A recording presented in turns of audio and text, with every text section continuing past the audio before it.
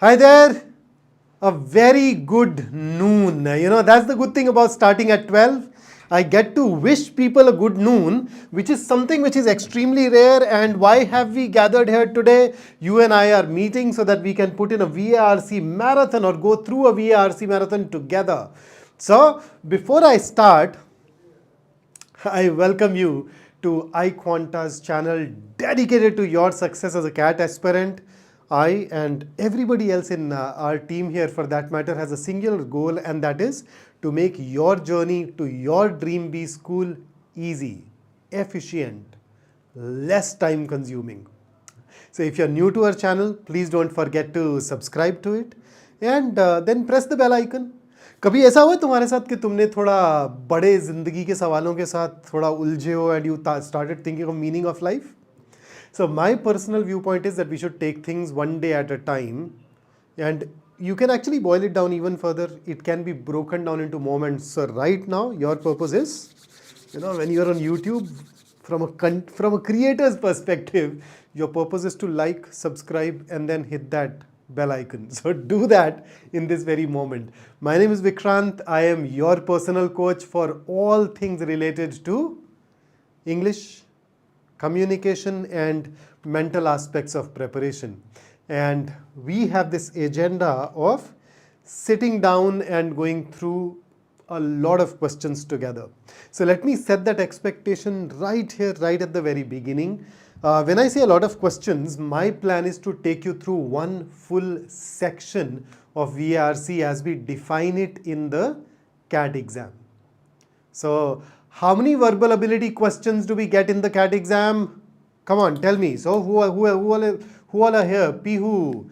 Hello sir, what topic? Okay, so Pihu, 24 questions of the VARC section of the CAT exam. I am mimicking the pattern used in CAT 2020 and 21, which basically means that you'd get everything except for para completion. So we'd go ahead and work on everything. Is this session for beginners? Absolutely. Yeah. Every session where you have a faculty member with you can always be termed a session for beginners, because when I am around, you can ask me anything that you want to ask. Okay, Shobit is giving something 8, and then Easy Money is also saying 8. I don't even know. Is that an 8? Yup. Or is that a B? दूर से दिखता भी नहीं यार अच्छे से. So, before we start, do you have any questions, issues, or concerns? And then tell me a little more about you. Have you been preparing for the CAT exam for a while, or are you somebody who's just about starting? For instance, Pihu is just about starting. So that's why hopefully she's called herself a beginner. Mecomic, a very good afternoon to you too. What else, guys? What else? Any questions? Anything that you want to know or ask?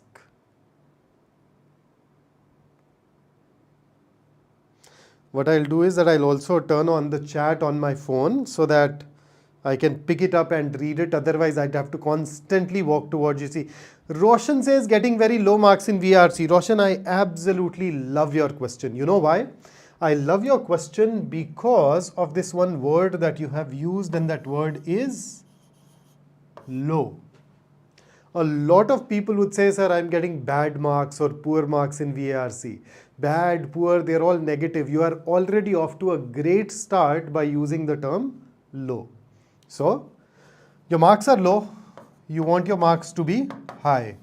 Is that the goal, or you want your percentile to be high?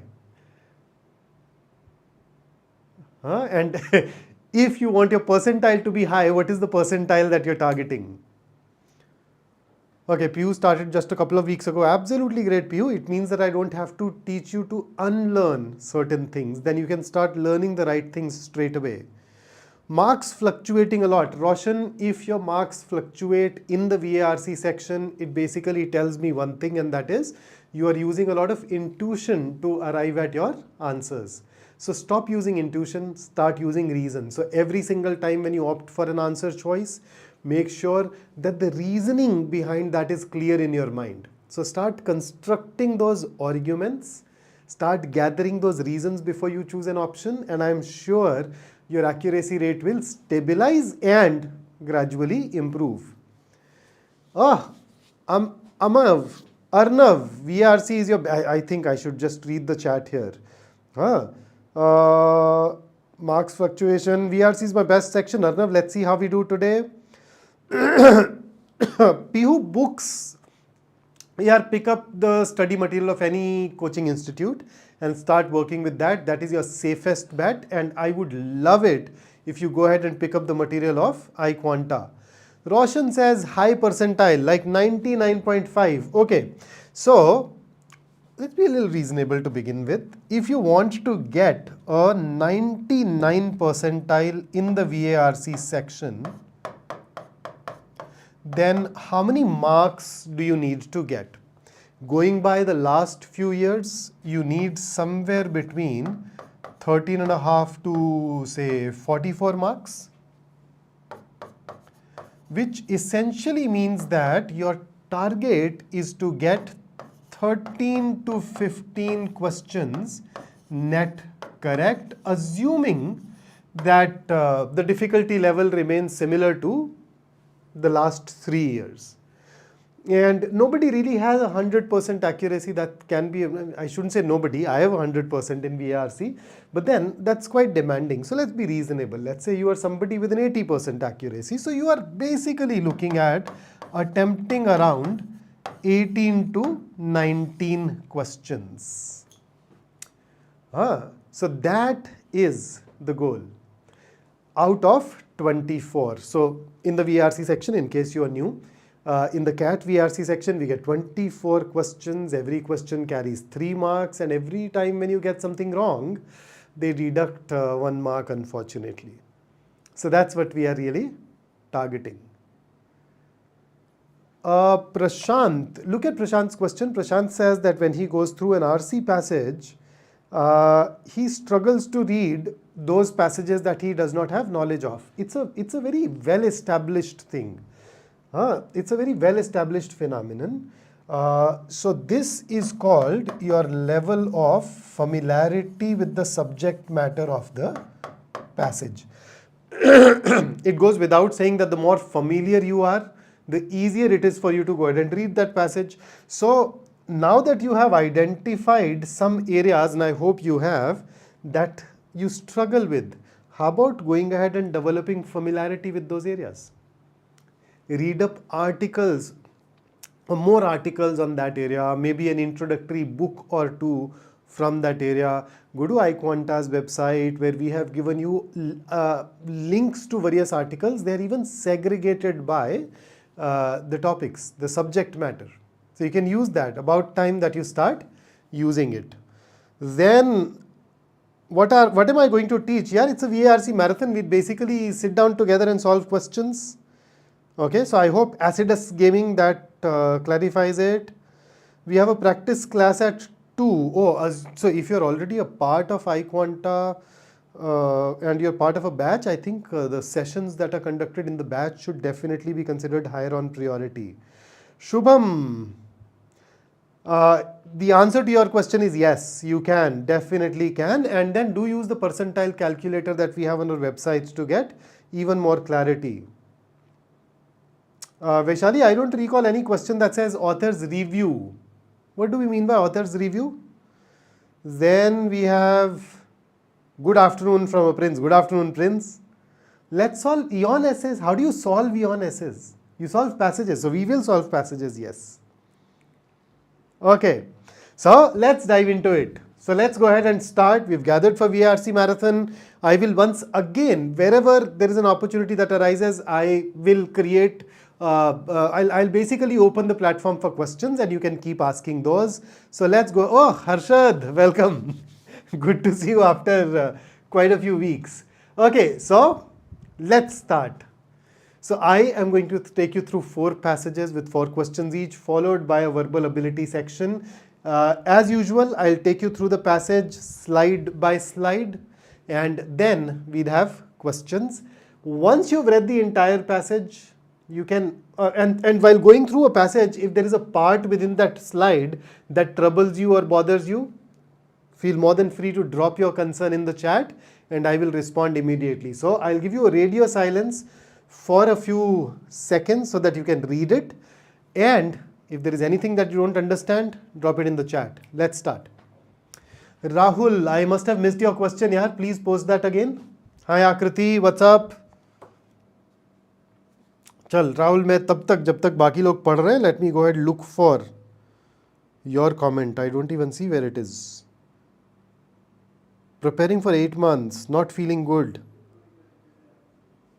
Okay, let's talk about it once the passage is done. Require a little detailed response. I'll tell you how to gain control.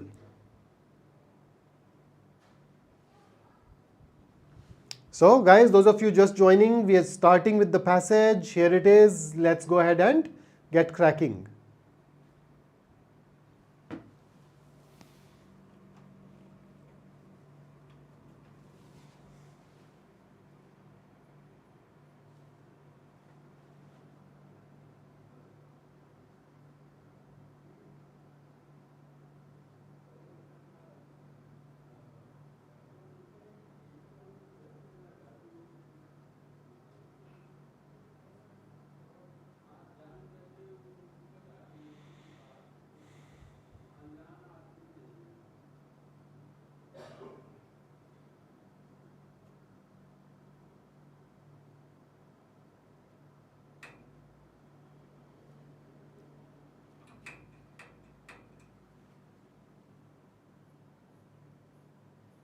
Okay, so anybody with any question? No?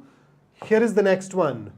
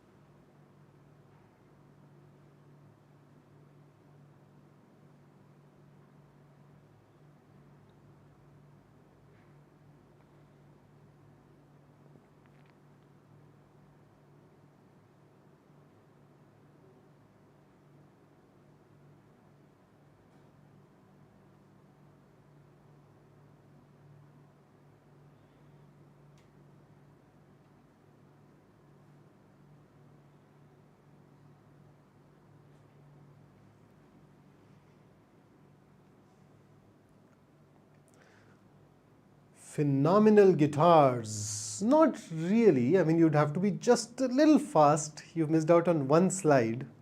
And that should help. Wow, that's very nice.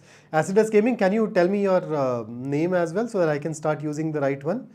You're the first one to go ahead and read it. The rest of you guys, as and when you read it, go ahead and tell me that you're done.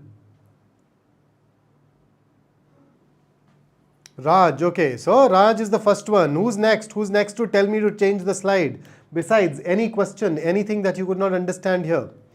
Okay, so the next one is Arnav. So Raj is done, Arnav is done, and here is the next part.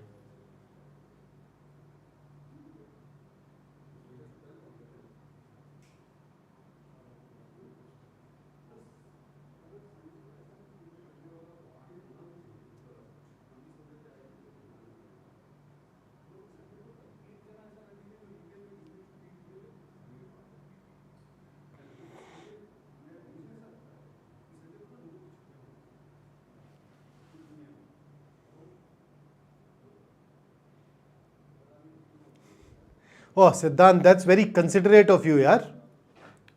Absolutely, I can understand. Roshni, let others catch up a bit. And we have Jainam, how to read a massage in correct way. Jainam, is it a teammate, Jainam? Are you really asking me about how to read a massage correctly? Shouldn't it be how to give a massage correctly? But then why would you ask that to me? Do I look like somebody who runs a massage parlor? Okay, so there's some, what? Prolific is, I'm assuming you're talking about prolific. Where is prolific? Okay. Prolific is something that happens in abundance, in great number, etc. So if somebody is a prolific scorer in the World Cup, it means that he has gone on to score a lot of runs.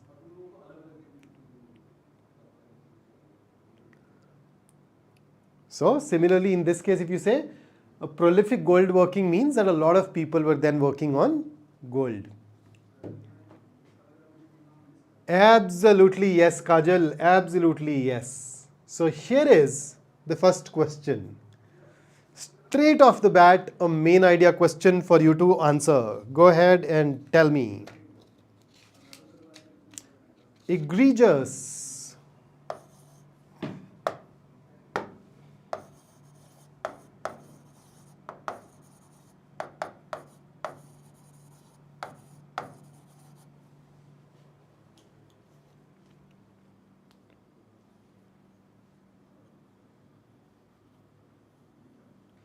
So Harsh, Akanksha,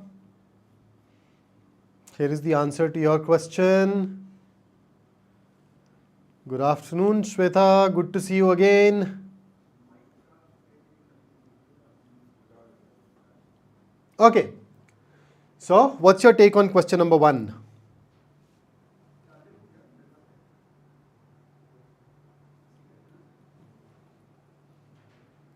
Okay, so Siddhant says it is C, Stephen C, Shobhit C, Anfer C. Okay, so C seems to be winning at the moment. D. See, mind you, if you are thinking of a particular answer and you've not been able to eliminate it, do share it in the chat so that I take it up during the discussion. So far I see C, I see D. Okay. A contradicts the passage and therefore can be rejected. Where does it contradict it? This. When you say the rejection of gold by the nomadic tribes of southern Caucasus 4,000 years ago, it did not happen 4,000 years ago. 4,000 years ago, it was thriving. It happened somewhere between 1500 BC and 700 BC. And then it resumed again. Okay, so that is what is wrong with A. You can leave it here itself. Then B, sudden shift in the behavior of the ancient communities of the Caucasus. The earliest known miners of gold shows that the allure of gold is not universal in space and time. Okay. Now, first up, there is no timeline mentioned. Okay, so if I look at it whether it is true or false, the first bit otherwise is true. Was there a shift? Yes, but was the shift sudden? That's one problem. Then if I look at it next, the earliest known miners of gold, were they the earliest known miners of gold? That's something that we don't know. So you notice there are these problems that are emerging here. Then C, I think a lot of you have picked up, is right. The problem with D is ancient southern Caucasus. The originators, you do not know that they were the originators. Number 2, they were forced to abandon.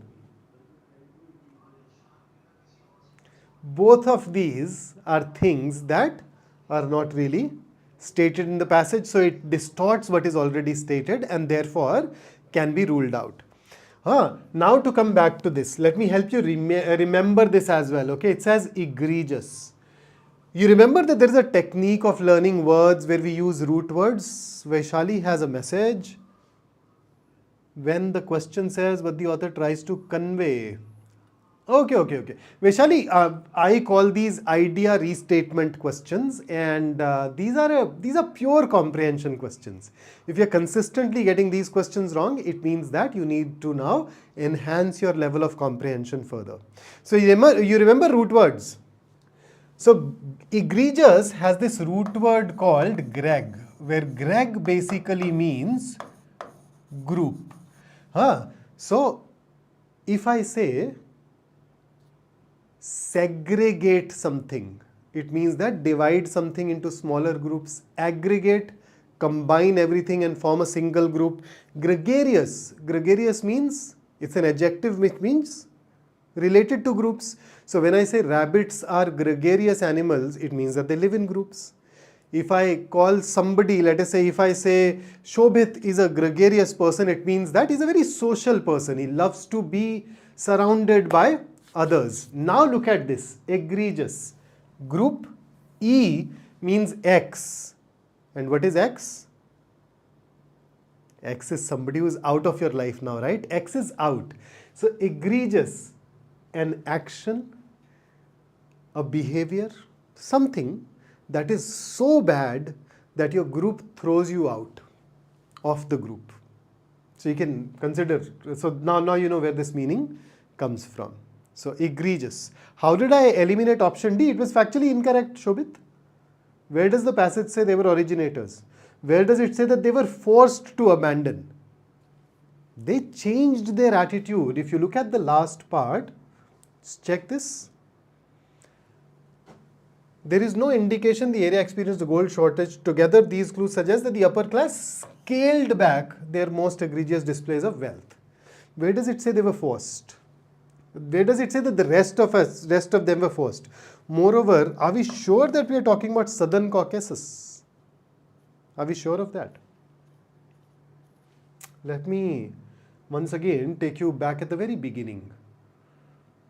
Hardered, their elites flaunted their bling, gold fell out of fashion in the Caucasus.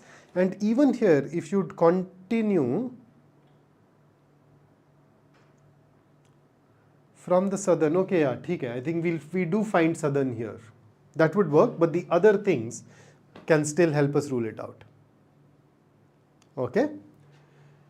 So, here is the second question. Go ahead and tell me what your answer should be. So the previous question that you solved was a main idea question that required you to have an overview of the passage. This is a reasoning based question and this is by no means easy. Merely because it is June does not mean that I'll go easy on you. Go ahead and tell me. Antonym for Greg. Siddhant, Greg is a root word. Root words don't have antonyms.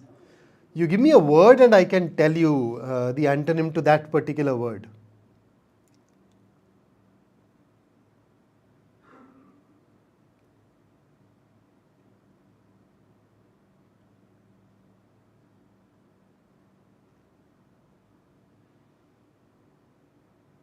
So question number 2, guys. Question number 2. Answer.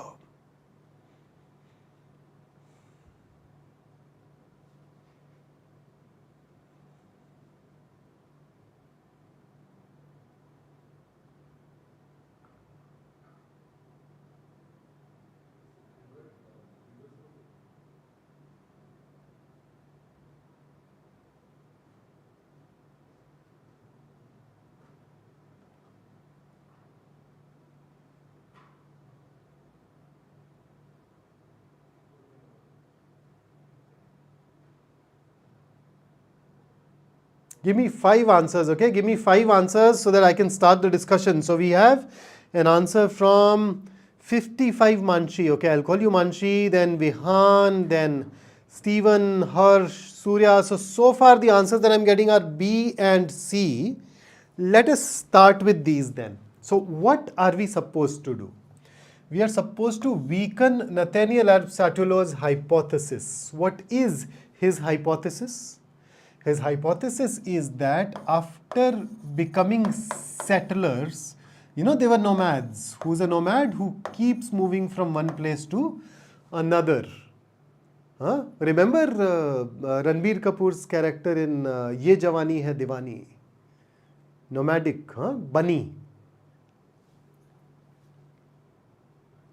Could not stay at a place. Mera falsafa kandhe pe mera basta. Chala mein jahan le chala mujhe rasta. So after that, they scaled back their display of gold, even though gold was abundant. So they, after settling, they scaled back, right? So which would weaken? B. Archaeological excavations near the Middle Kura zone show an abundance of iron and brass objects in the tombs between 700 and 1500 BC. Notice, this is the period where they did not use gold bling. Whether they used iron and brass objects or not, how is it relevant? How would it weaken his hypothesis that they did not scale back the gold. It is irrelevant to the argument. It goes beyond the scope of the argument. When you weaken this, the idea in your mind should be that this did not happen. They did not scale back the gold, or not for this reason. Okay, how about C? New excavations carried out in the region to the north and south of Middle Kura zone have unearthed gold items. Okay, so there are some new excavations. They have unearthed gold items. Does it weaken? It may appear that it weakens, but then read the argument carefully.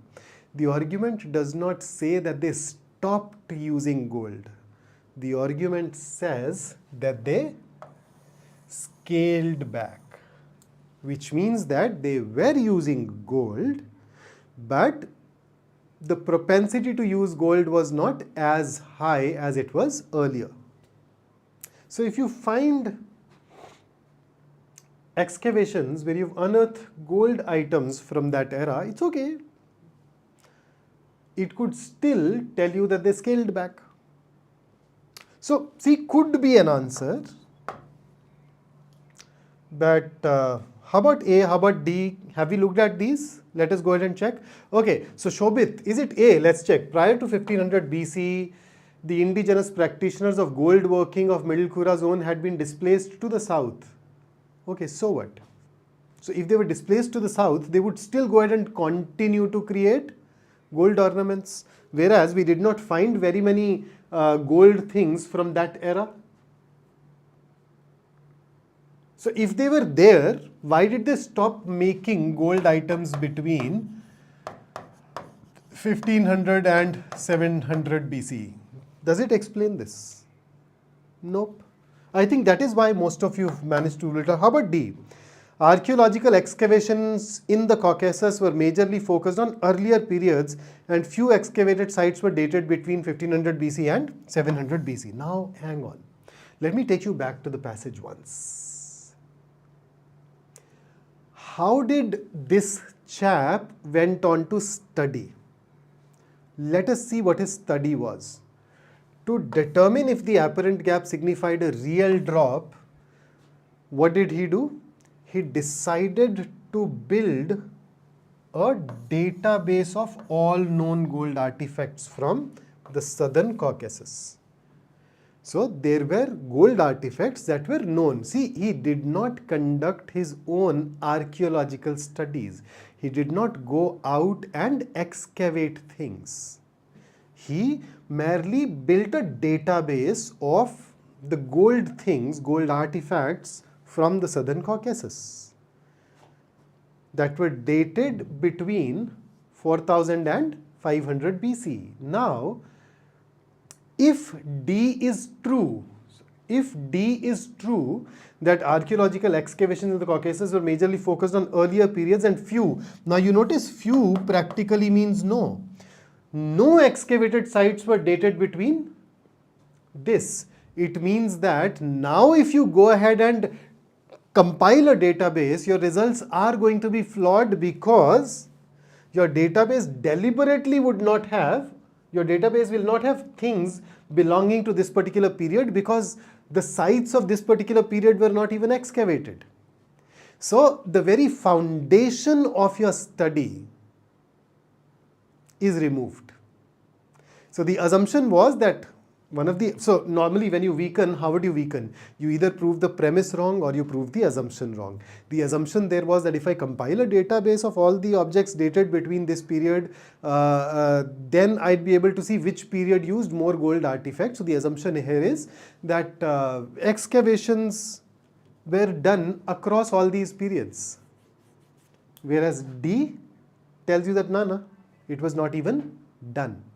So this definitely weakens, it shakes the entire foundation, it contradicts the assumption, and that is why the answer to the second question should be D. Siddhant, the argument did not even say that there was no gold. The argument says that they reduced their use of gold, which means that you can still come across gold items.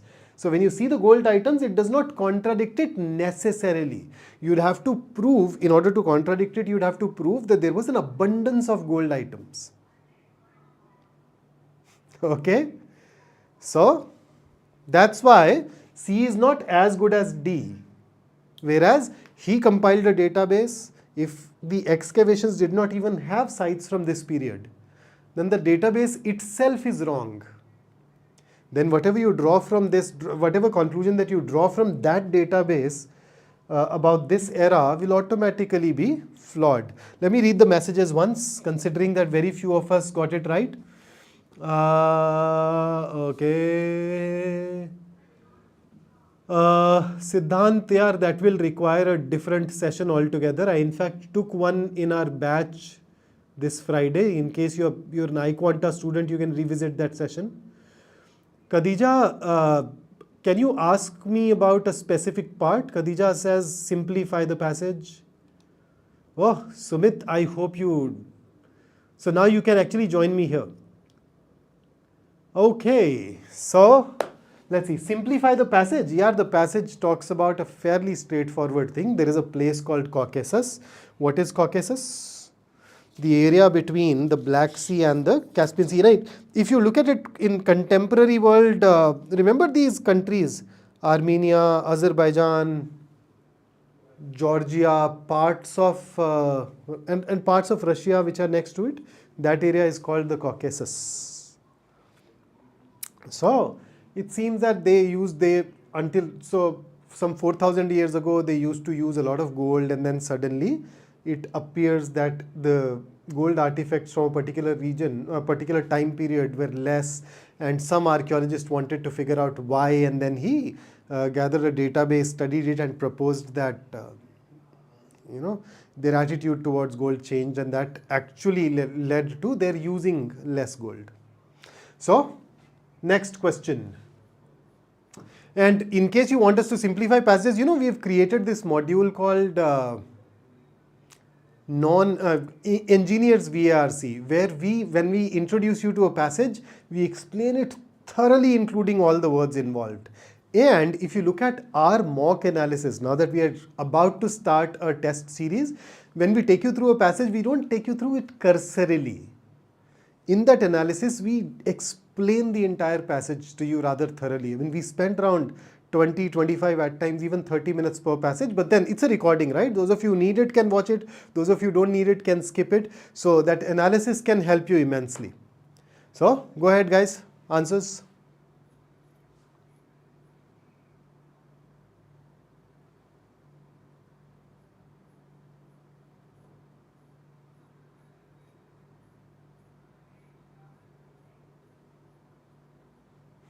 So what's your take on question 3?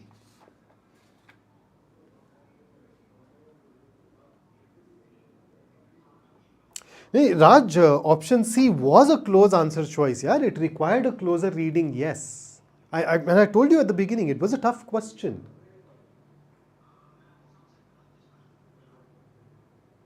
So in question number 3, you know the reason? It's cited as it is in the passage. So B can definitely be ruled out. Second last paragraph. Sparse, permanent, contradictory. As long as the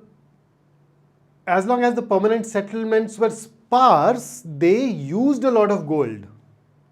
Okay, so it is basically C versus D. But then, is there anything in the passage that talks about decline in status and wealth of individuals? Nope.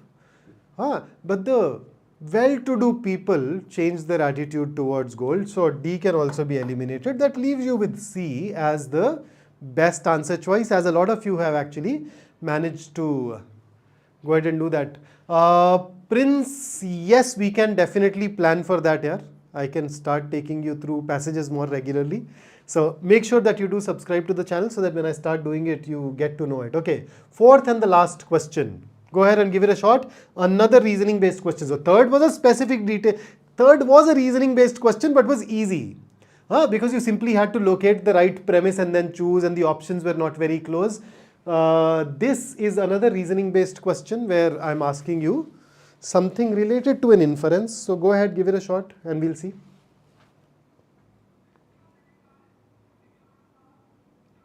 Siddhant, are you sure that there was which part of the passage tells you that there was a decline in status and wealth? Whereas it very clearly says that people who were well-to-do stopped egregious displays of gold items. Or they scaled back, sorry, not even egregious, not even stopped.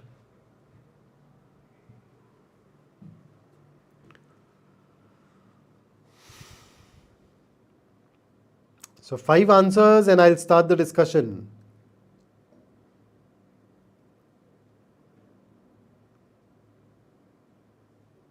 Come on. Fabulous. Surya, Arnav, Sumit. So far B and D. Akshat, Arpita. Got my 5. Okay, let's dive in. So, first up, what does the question ask? None of the following can be inferred from the passage except. So, no and except get cancelled out. So, you are looking for something that can be inferred. Okay, and an inference is a conclusion drawn. So, let's start. I've got B, I've got D. Let us start with these two. Any other option that anybody has picked up? Okay, no. So, the database of all known artifacts from the Southern Caucasus contained no gold item. Are you sure it contained no gold item? Let's go back. Here is that database.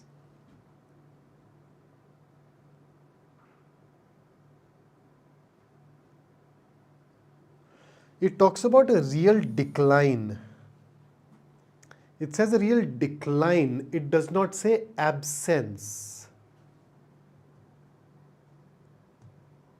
And therefore, B is false. Should not be our answer. Middle Kura tombs dated prior to 1500 BC and after 700 BC contained gold artifacts. True. For that matter, even the tombs within this period could have contained gold artifacts. But prior to that and after that, yes. That's true. Confused between A and D. Let's have a look at A. Gold working tech emerged in the permanent settlements of the Caucasus region. Can't say. So the problem is emerged. They were using it. Once again, let me take you back to the relevant part. 4,000 years ago, they roamed, these communities herded, but they also mastered gold working long before most societies. So 2 things. Number 1, they mastered. And number 2, long before most societies. What does it mean? That most of the societies did not master gold before these individuals. But mastery versus working technology are 2 different things. You can solve RC passages today, you can master RC passages within 2-3 months from now, but then they're 2 different things, right? And number 2, emerged, no, most means that there could be others that started using it even before, right? So that's why I can't say.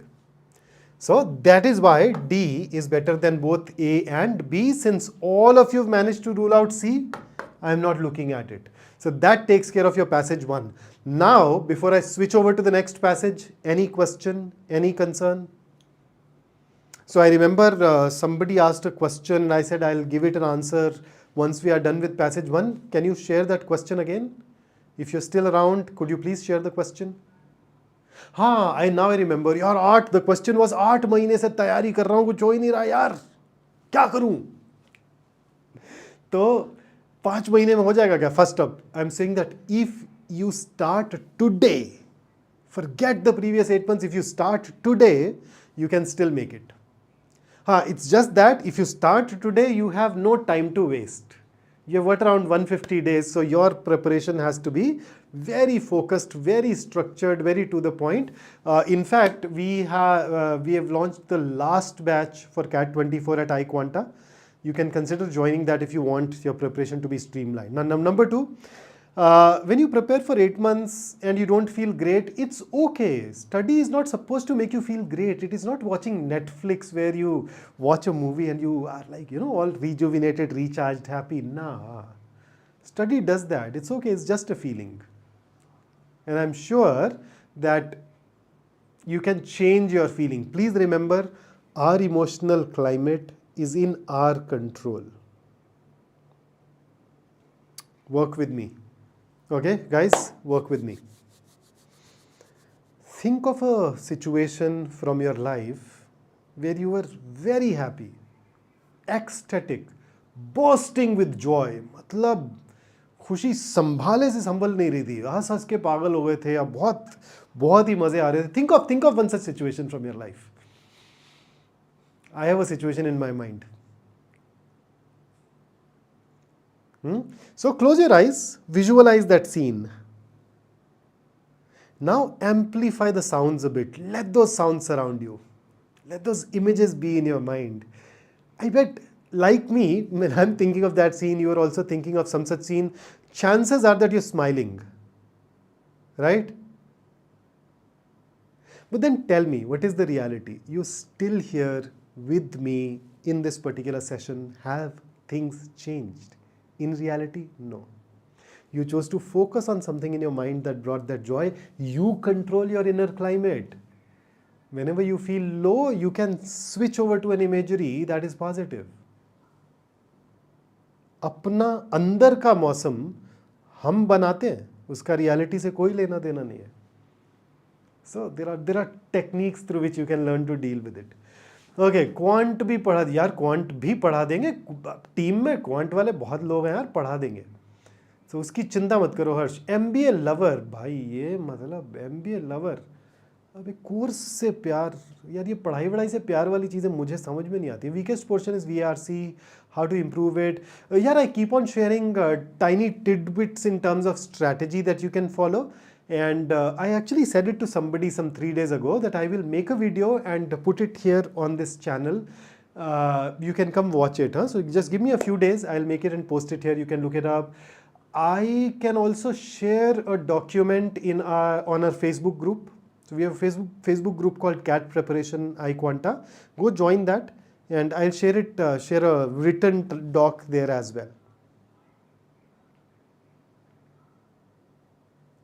Tushar, this is in all probability an issue related to familiarity. So the areas that trouble you more, start reading more of those. Siddharth, that's very good. Yeah, 3 out of 4, excellent. Okay, ready for the next passage now? Here you go.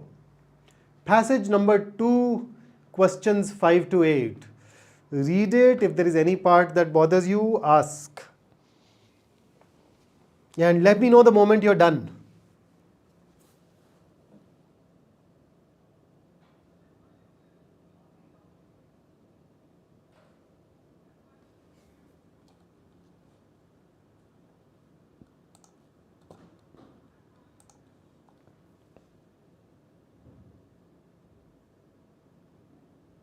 Warrior, yeah, my mic is already pretty close. I mean, see, that's where I speak from. This is where the mic is now.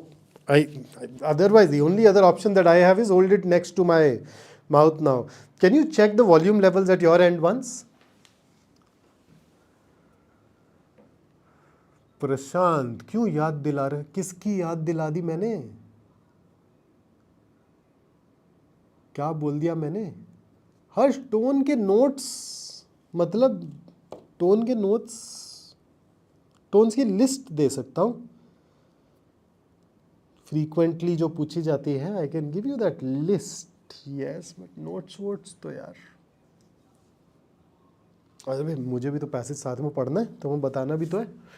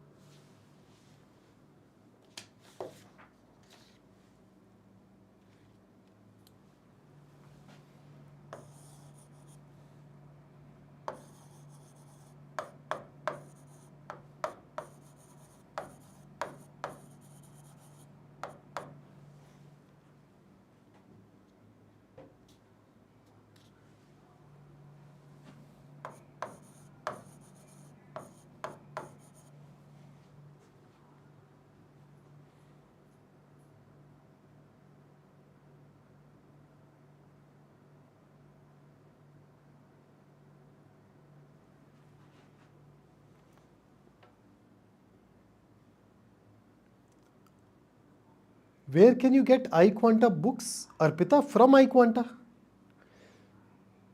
If you take the pro course, we also send you 12 hard copy books. Apart from a lot of other things that we do for you, of course. Okay, so Siddhant Raj has managed to read this slide. Come on, guys, a couple of you need to tell me that you also read it, and then we can move on.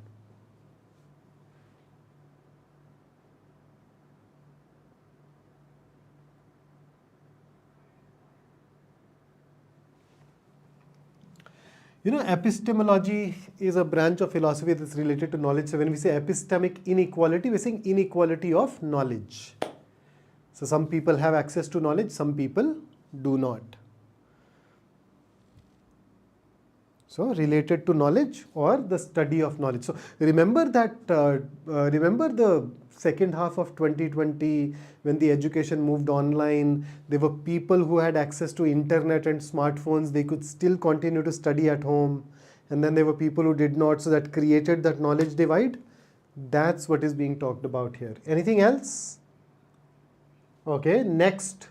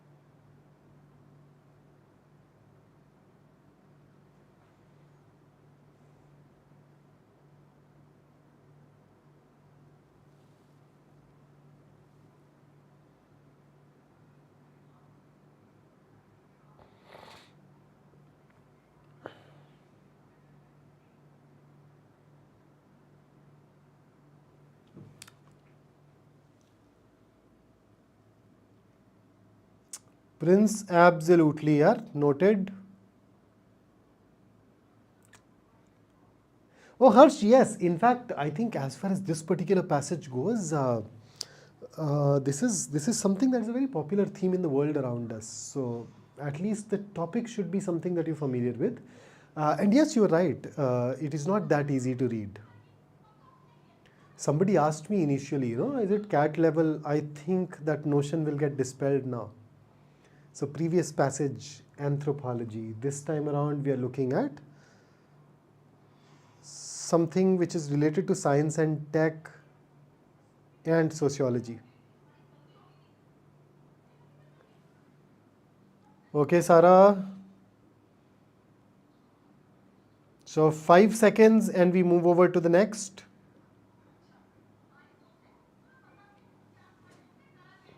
Okay, here you go. Question number 5, asking you for the main idea. Tell me, what is the passage about?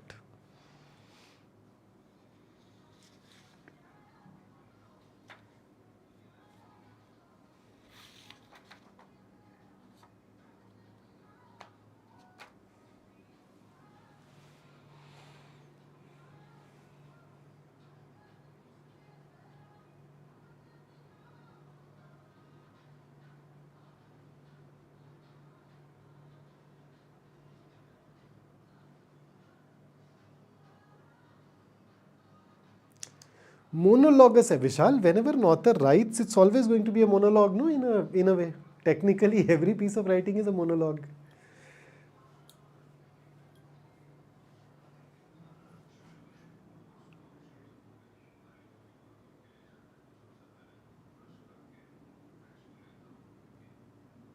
Oh, Siddhantraj, you make an interesting point. I will pass on this feedback to the team.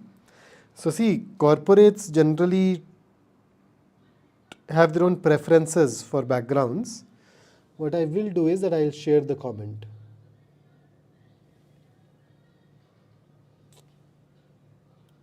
You do make a logical point, and we can look at that. Okay, so B versus C. B versus C. Let's look at B. The destruction of privacy in the first 2 decades of the digital century and the resultant epistemic inequality are likely to determine the economic and political fate of the next decade. Is this likely to determine the economic and political fate of the next decade? Or, as it says in the passage, this process that we have started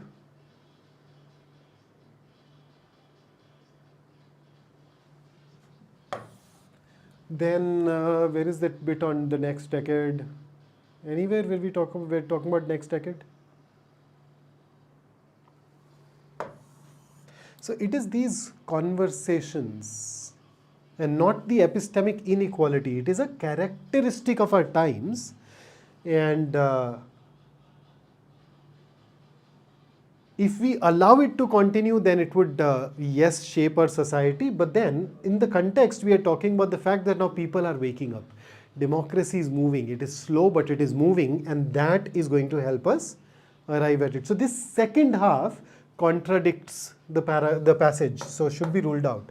So between B and C, I think B can be ruled out. Any other option? Or we also have A, we also have D. Okay, so let's start with A. Surveillance capitalism with its extensive capture and commodification of personal data has undermined personal freedom and democracy in the last 2 decades. Yes, but then as main idea questions go, this option will be termed narrow because it talks about only the first paragraph. It does not talk about the second paragraph. We've already looked at B. C.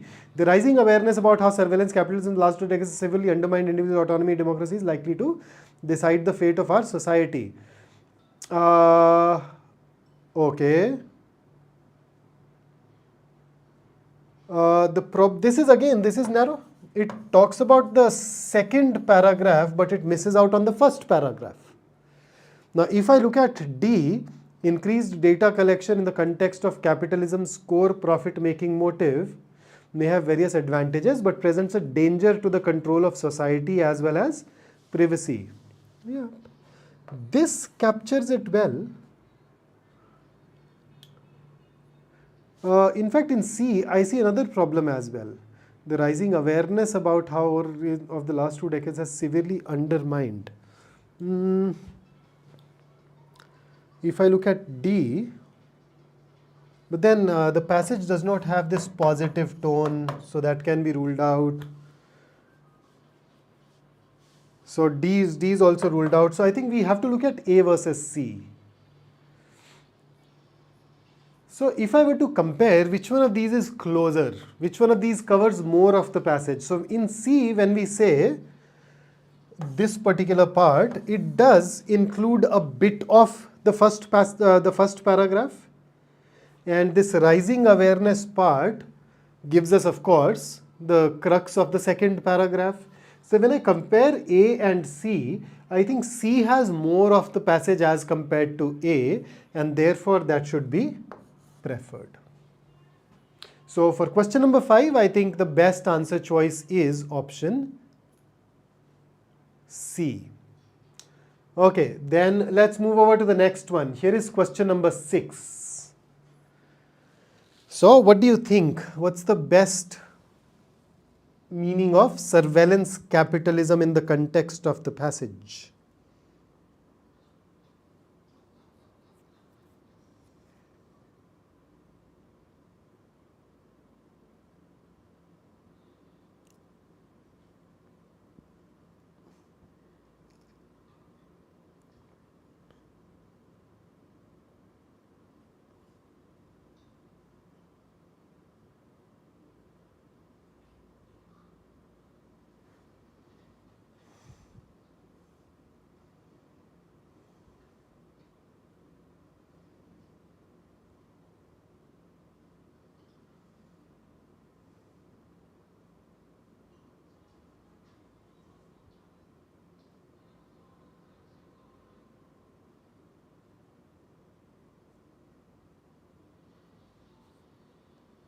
So what's your take?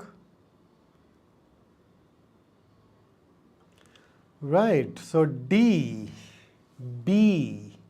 Okay. So B versus D. So B, the gathering of personal data of users by tech companies such as this also control. Okay. And D, private surveillance systems based on the info. Are these private surveillance systems? Where does the passage say stolen?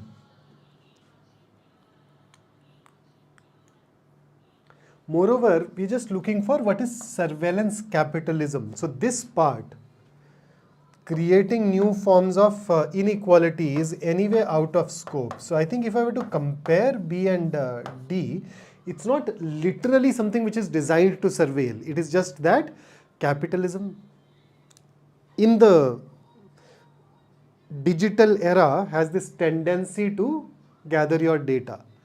So the organizations were not set up with the motive to surveil on you. So that's the problem with D. So if I have to compare these two, I think D can be ruled out. Any other option that you'd pick up? A. Okay, some of us have chosen A. The economic order of the digital century in which companies battle for information dominance. Where does it say that companies are battling for information? See, the moment you introduce this, you are saying that multiple companies are fighting with one another to have access to that, to have access to information. So this part is not correct. This is not mentioned in the passage. And I think all of you have eliminated C, so let's rule that out. B is indeed the best answer choice. And if I were to ask you what capitalism is, do you have a sound answer? If yes, then great. If no, then do realize that you may need to read up a little more on political philosophy. Pick up NCRT's, I think, 12th standard book on political science, and you'd be made familiar with various isms within the domain of politics. Okay, so here is the next one, question number 7. I think you need to refer to the passage, use the seeker to go back, read that part carefully, and then come back. Oh, Sushant Tamir, I just saw your messages here. I thought nobody has picked up C, so I skipped discussing it.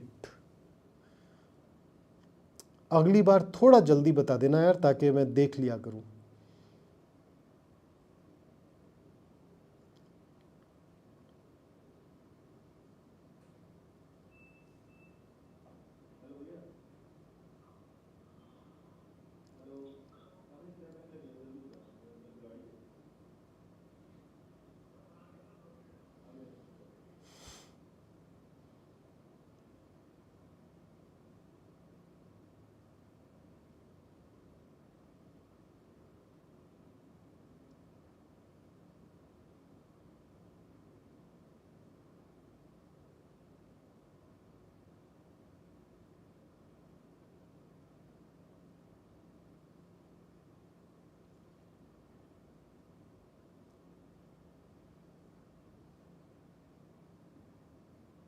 Okay, so I have my 5 answers. Let us go ahead and dive into this. So, how do they endanger democracy?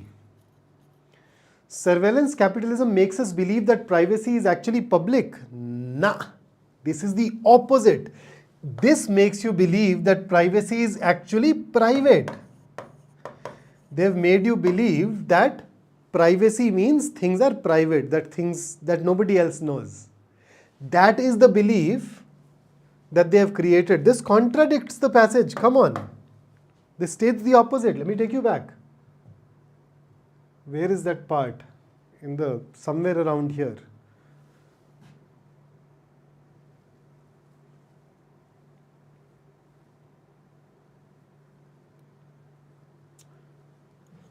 We have now understood, notice we've begun to understand that they are surveillance policies. Privacy is not private.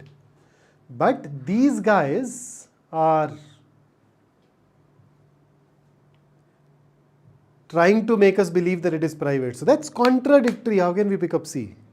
ये नहीं यार, ये उल्टे contradictory option कौन pick करता है भाई?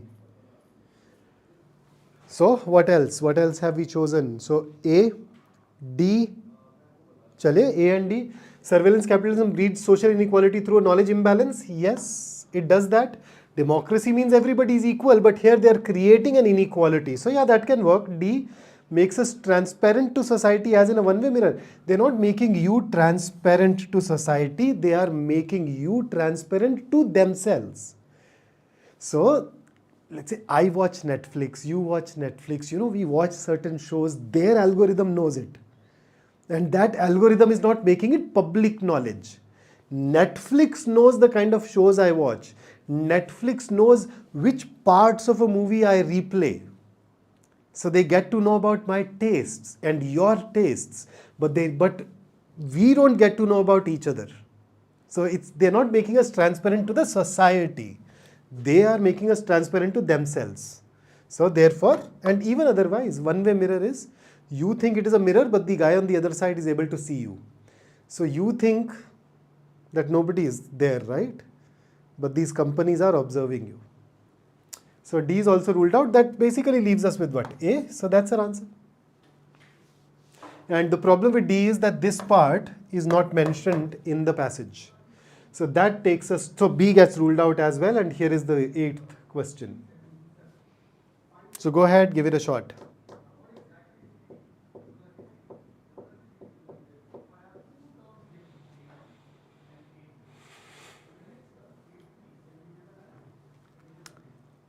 ये दिमाग खराब करेगा तुम्हारा, ध्यान से देखना पैसेज को.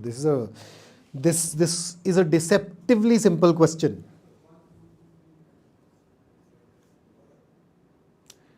Phenomenal, yes, privacy is public, but surveillance capitalism wants you to believe that privacy is private.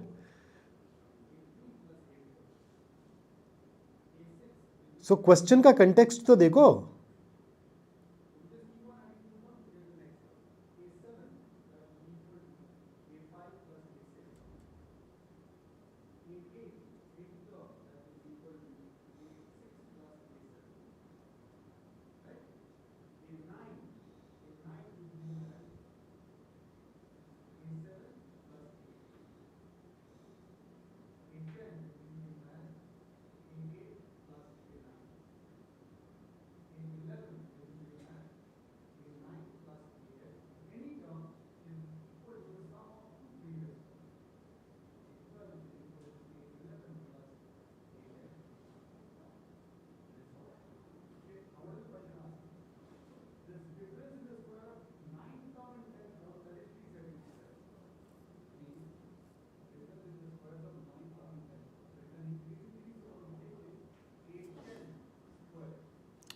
Okay, so let us dive into 8. So we are looking at A versus C. So A versus C. What will most likely decide the fate of surveillance capitalism? So the answer will be found in what? The second paragraph. So what is happening here? A fragile new awareness is dawning. Okay. Democracy is slow, its pace reflects these millions of conversations. And these conversations, now you notice, these conversations are stirring the sleeping giant of democracy to action. And because of that, lawmakers are our legislatures, these MLAs, MPs that we elect. When people are talking about it, then politicians also join in. And then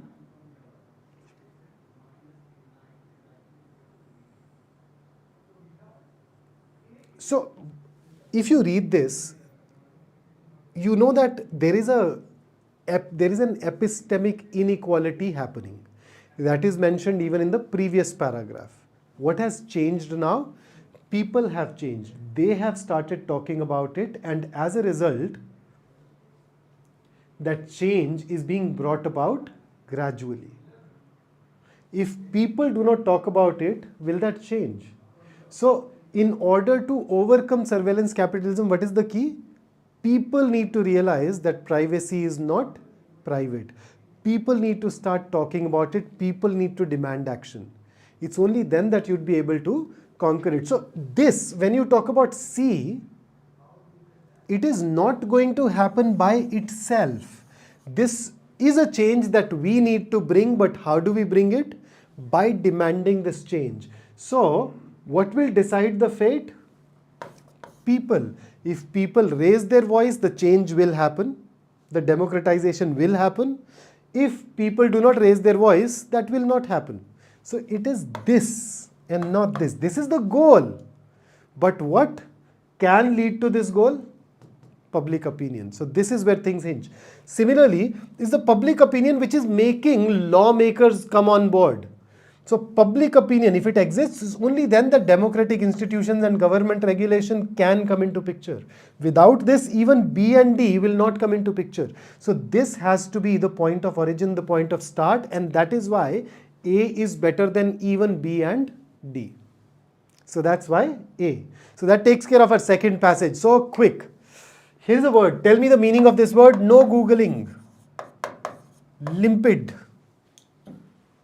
Limpid. What is the meaning of limpid? And in the meanwhile, if you have any question not related to the passage, this is the time to do it. When we switch from one passage to another, we have this tiny window where we can go ahead and talk about it. And if you're somebody who needed to just go grab a quick cup of coffee, glass of water, go ahead and do that too. Upon marathon पे बैठे, आज ज़्यादा काम करना है. So क्या पूछा? Okay, विश्वास ओके, बट पीपल के रेज करने से कुछ होगा थोड़ी. भाई साहब,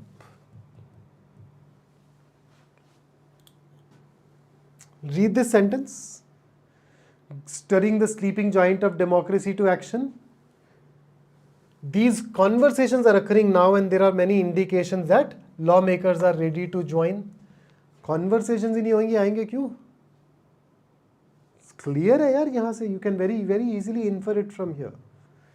What else? Phenomenal guitars. Oh ho, कोई बात नहीं. This was a difficult passage यार. Not easy. Ankit Sharaf, we just go ahead. We need to become comfortable. Sir, time bound screen पे आंसर सही नहीं आते हैं. गरिमा, it's okay. I think let's focus on accuracy first and we can then talk about speed later. So don't worry about time, worry more about getting these questions right first. What else do you want to know? बहुत सारे गलत हो जाते हैं. It's okay, Subrajit, तभी तो सीखते हैं यार. Every error, every mistake tells us that we lacked some ability. So treat it as a feedback. Start working on that ability and I'm sure you'll start getting it right.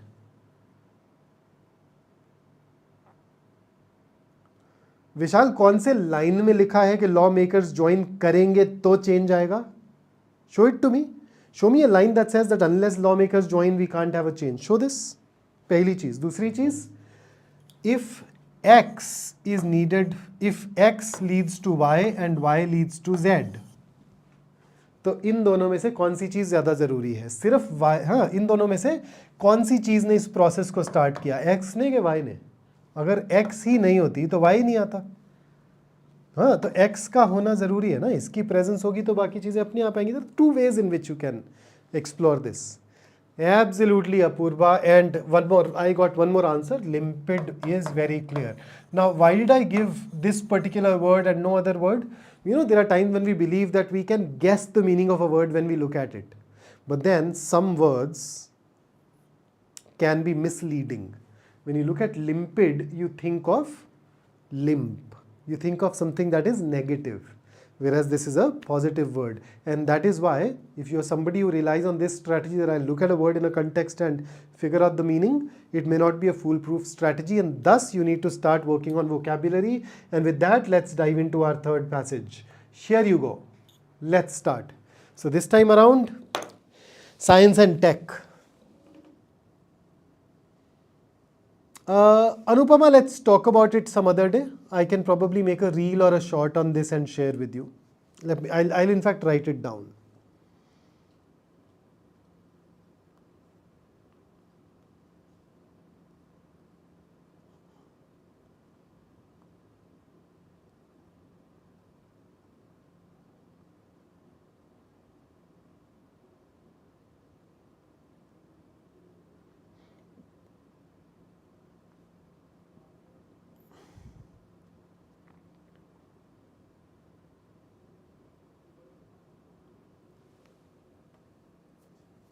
Aamir कर सकते हैं, मगर passages तो ज़्यादातर non fiction आते हैं ना, तो इवेंचुअली नॉन फिक्शन की तरफ मूव करना चाहिए.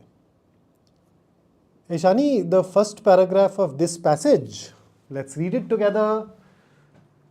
At the moment, there are about this many working satellites performing different tasks, almost all. I think this is very easy. Or probably you mean the previous passage. Is that so?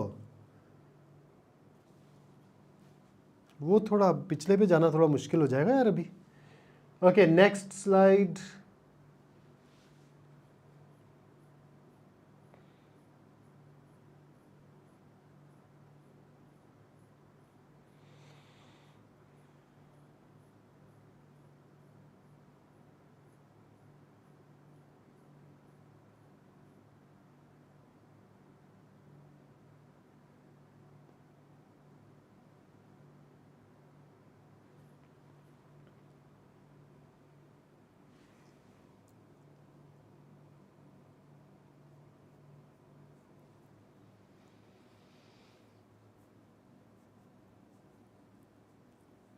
Ishani, in fact, if there is any part of the passage that you could not understand, just drop that line in on our Facebook group and tag me there, okay? So I'll get back to you on that. We can, and then the community can pitch in, I can also pitch in, so it's okay, we'll be able to solve it together.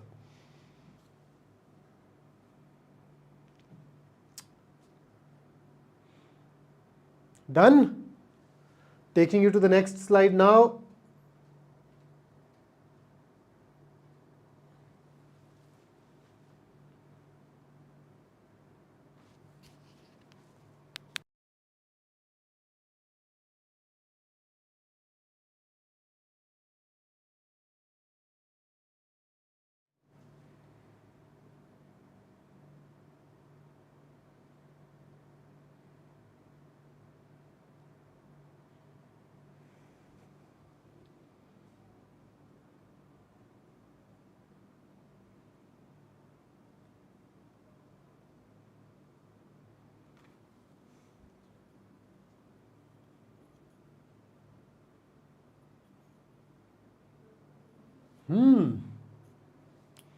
I bet you're finding it easy after coming from the second passage.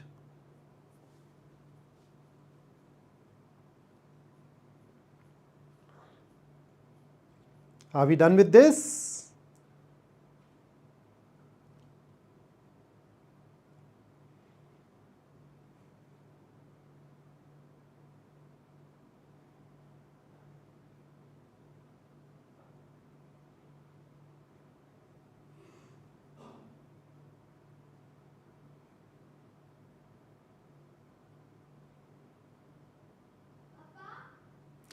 Okay, so here is the next slide.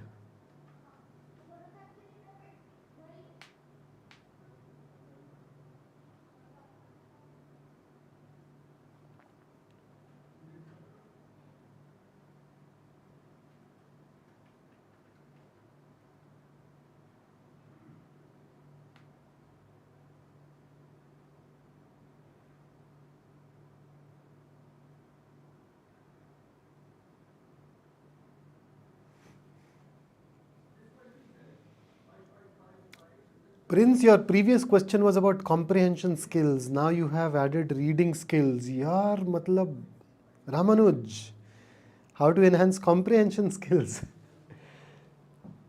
Okay, let's talk about it once we are done with this passage, okay? So I'll pick up these two questions after passage 3 and we'll talk briefly. I won't be able to give you a detailed answer to them in this short period of time. I mean, there is an entire course that we have built around it, but we'll see.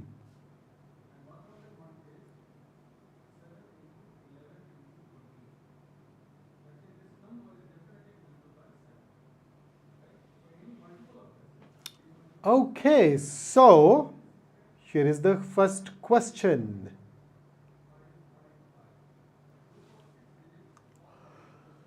Fact-based, specific detail question after the onslaught of the previous passage. Some respite for you.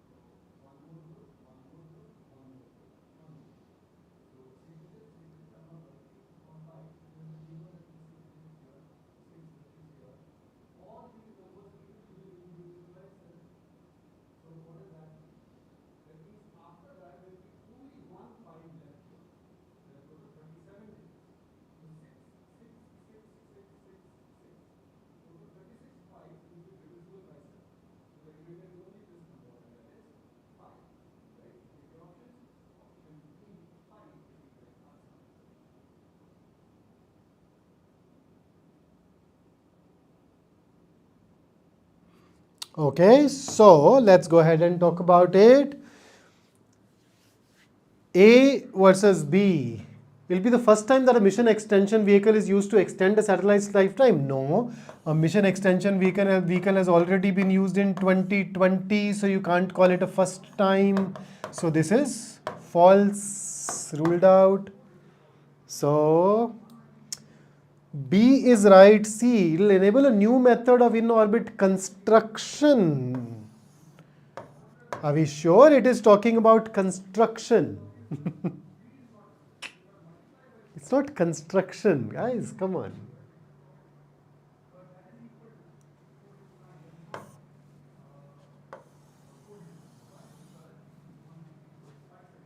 Specific detail, yeah, easy questions. Okay, so for this question, the correct answer is indeed option B. We've seen what the problem with C is. And here is the next question. Question number 10. What's your take?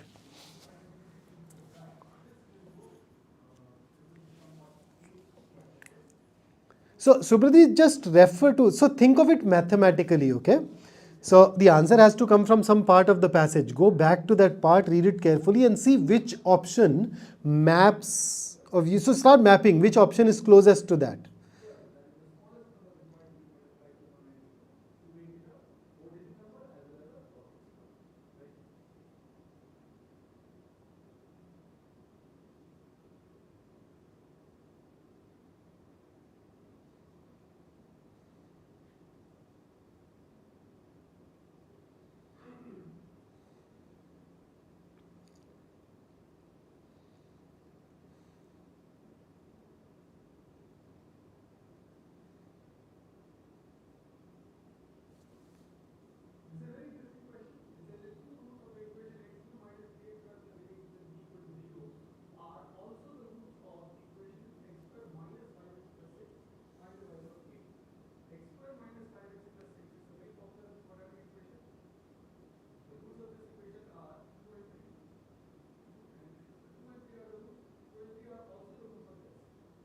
Okay, so, acha, yaar, Khadija Rashna, why not D? I am discussing only those options that you guys share. If you've already eliminated everything, why would I go ahead and talk about it? Saves time for everyone, no?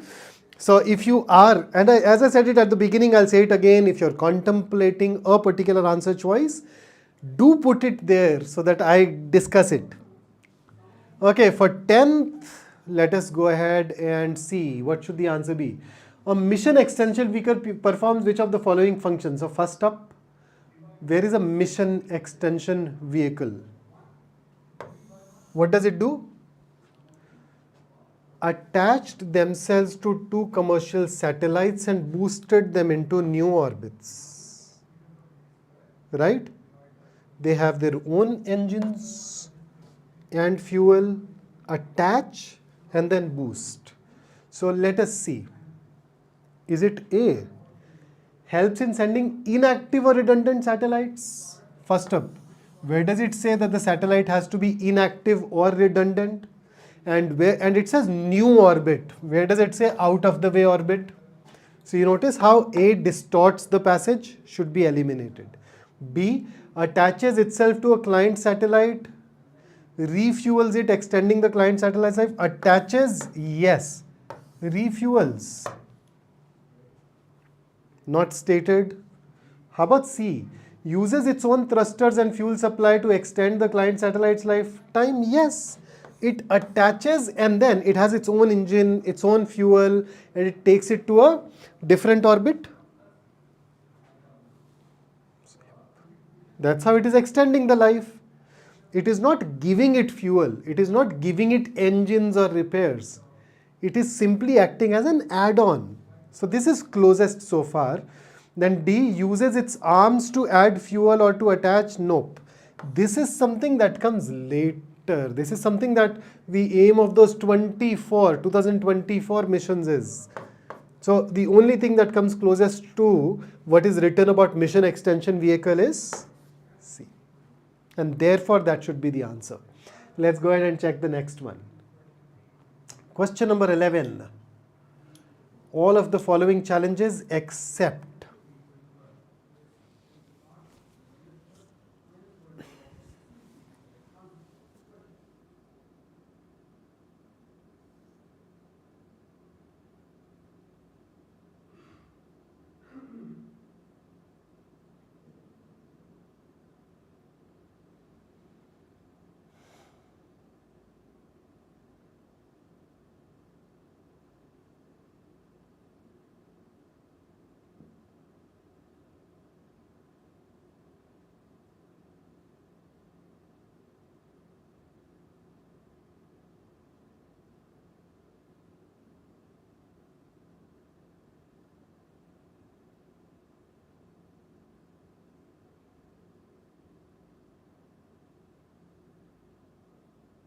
Okay, guys, answers, answers, answers. 11th. So, loads of D's. 1A. What else? Satellite design that is not meant to be serviced is one of the challenges. Remember, they don't have fiduciary, so you do not know where to attach.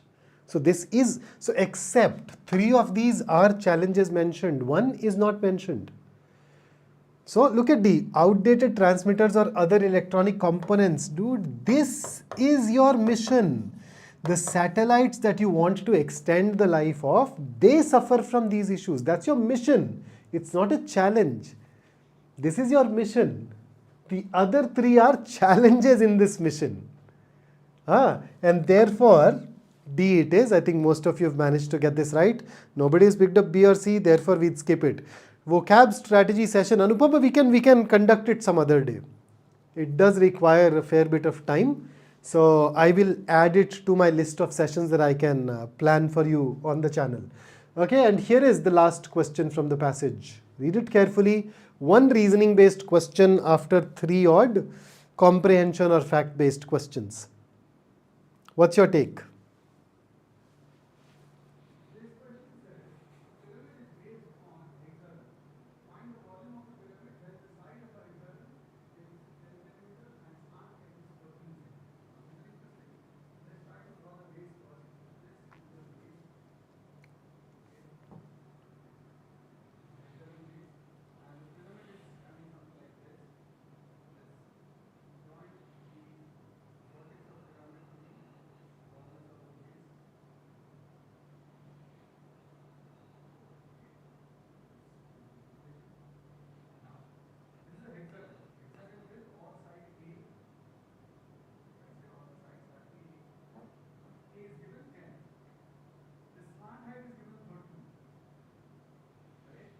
Okay, D, C or D? Let's check. C.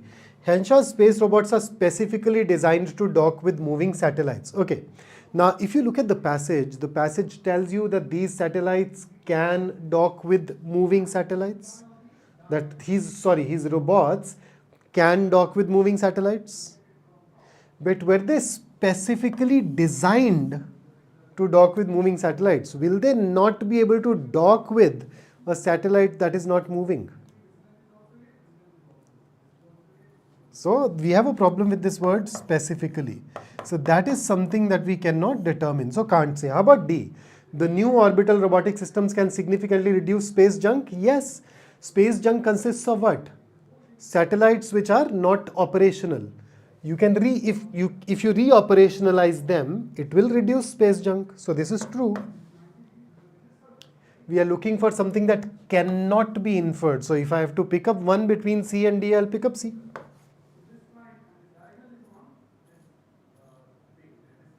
Right? So there you go. So that is by C. And with that, let me answer those quick questions about reading skills and comprehension. How do you improve those? So I have entire sessions where I talk about it. So it's a very quick, very short take. First up, when you say reading skills, what are you talking about? You're talking about reading speed, you're talking about retention, you're talking about comprehension. All the 3 things need to be worked upon. The strategies for them are different.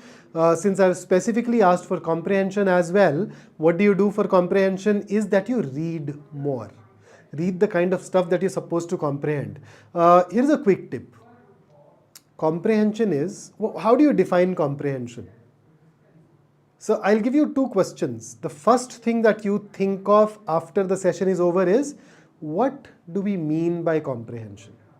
Once you have an answer to that, then the next question that I want you to think of is, okay, then how do I comprehend? Answer these 2 questions first, and then the strategy should become a little more obvious to you. Okay? So let's see. Next passage. Go ahead, read this. तुमको थोड़ा break दे दिया मैंने difficulty level में पिछले passage और इस passage में. अब कोई माफी नहीं. Let's read it and then we'll talk.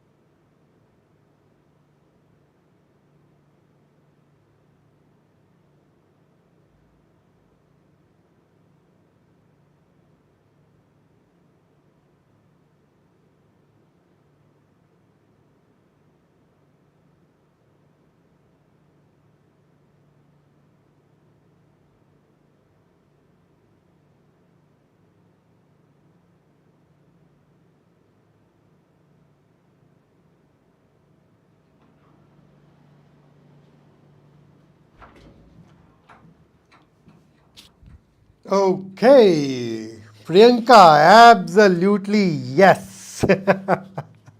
They do. So let me make the process a little easy for you. If we adopt a compatibilist notion of free will, damn. So let us see. So there are these two things, okay? There is something called determinism. Determinism says that whatever happens today is caused by something that happened in the past. Huh? So whatever happens today is determined by the laws of nature plus the events that happened in the past.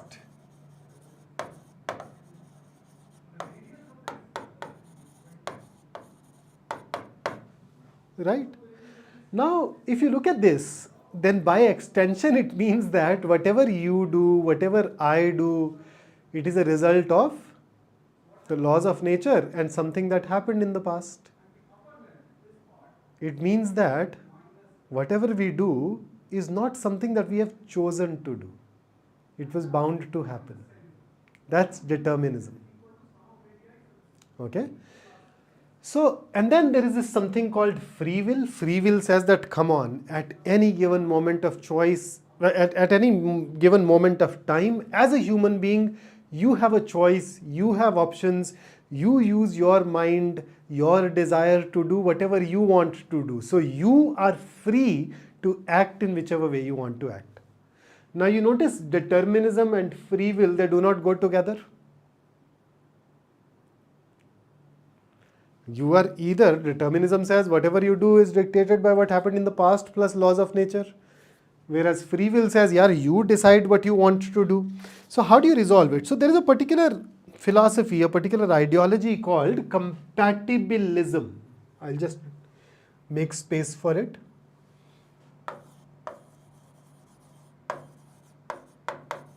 Compatibilism says that determinism and free will are compatible, that they both go together. It is not an either or situation. So compatibilism says that it is possible to believe in both without being logically inconsistent. Now, how do they prove it? That will take us into deep compatibilistic philosophy, but then let me try to capture it. They say at the end of the day, what is free will? It simply means that if you have an urge to do something, you are able to do it, and there is no impediment, there is no obstacle in your way. So they say that determinism does not impose obstacles in your way. So yes, there are certain things that happened in the past that affect and influence your present, but it does not mean that you don't have urges. It does not mean that you cannot act out on those urges. Those urges can be influenced by the past, but you still have some authority. So the problem with determinism is that free will means that you act of your own choice, and therefore you are responsible for your own actions. Especially you have the moral responsibility of your own actions, right? So determinism somehow gets rid of that moral responsibility too. So that's the problem with it, and that is why that had to be resolved. Now, notion simply means idea. So what is a compatibilist idea of free will? I just talked about it, that free will is urge plus no obstacle towards acting on that urge, right? So if we adopt a compatibilist notion of free will, that is, we believe that yes, past influences our urges, but we can still act on our urge, and therefore we can still determine our course of action. So if you adopt that, we have to rid ourselves of delusions and illusions of ultimate freedom and control. So you're not as free will says you are, you still get influenced by the past. It can be disturbing to accept that there is a very real sense in which we could not do other than what we do. Just focus on this. That's determinism.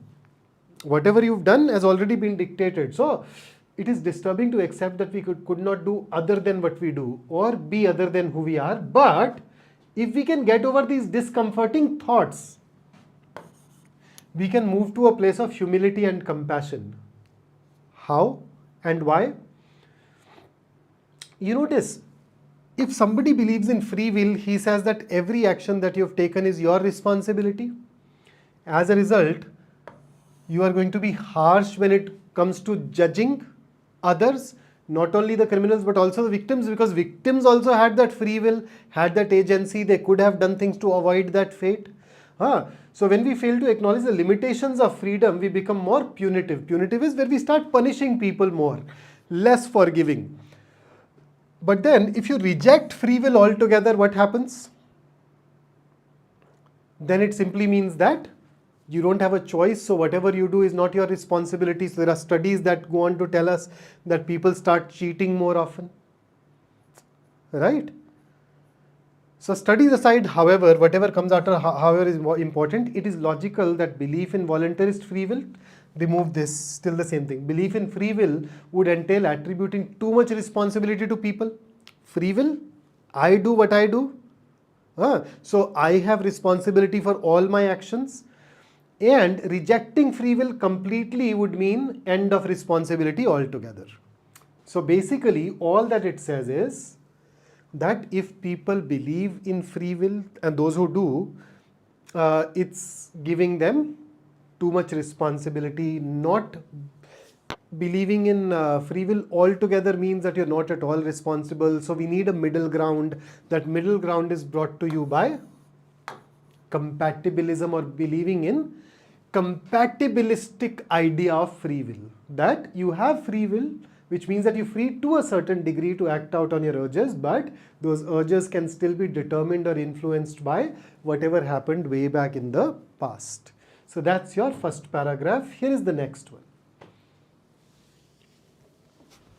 So go ahead, read it.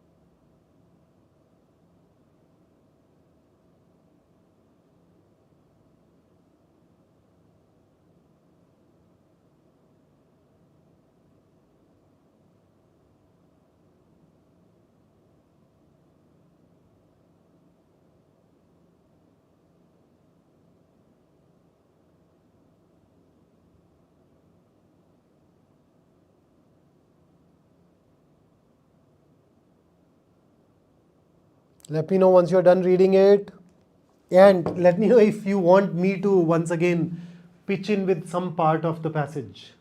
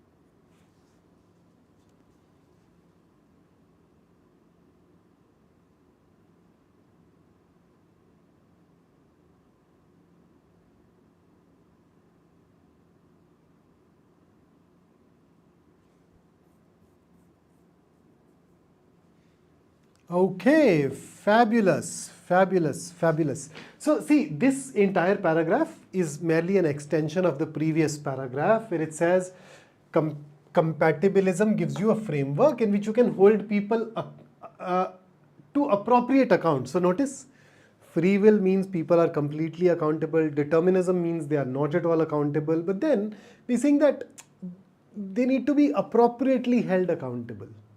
The accountability should be appropriate, where you should not just let people off the hook, but we should also become more aware of what has shaped their behavior and therefore be more understanding of it. And then you should also look at yourself the same way. It also allows for the undeniable fact that what we think changes how we act. So you have that freedom to think.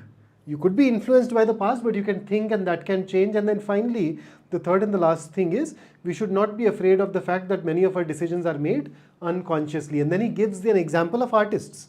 Artists say, I don't know how I created it. It says that, okay, those thoughts, those ideas, those visions could have been unconscious, but then the creation at the end of the day is a result of conscious mind processing that.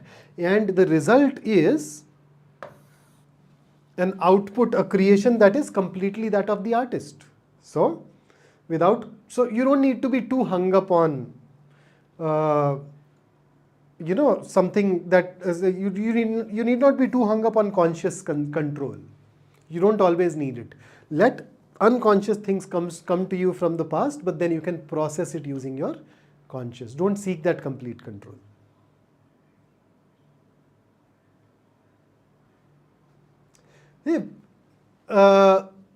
Aishani, remove the word conscious. Just compare awareness versus control. Awareness means you know that something is happening. Control means that you can also alter whatever is happening or change whatever is happening. Right? Conscious simply means that you see these things. For example, right now I have a marker in my hand. And while answering your question, I was fidgeting with it down below. I was just doing this. I was actually playing with it. Am I controlling this marker? Yes. But when I was doing that, was I conscious? No, I was just, without paying attention, doing that. That's unconscious. Conscious is when you are aware of it. So conscious is a red herring there. Just look at awareness versus control and you have your answer. Okay, so here is your first question based on the passage.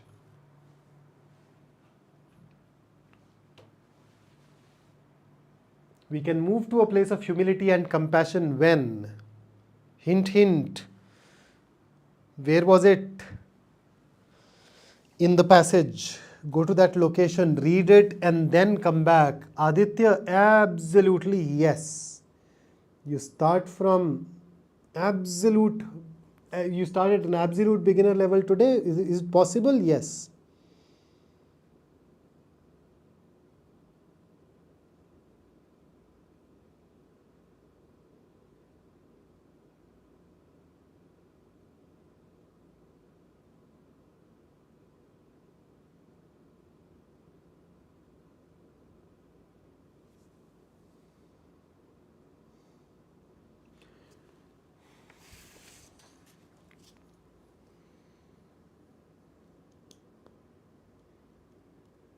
Answers, guys, answers.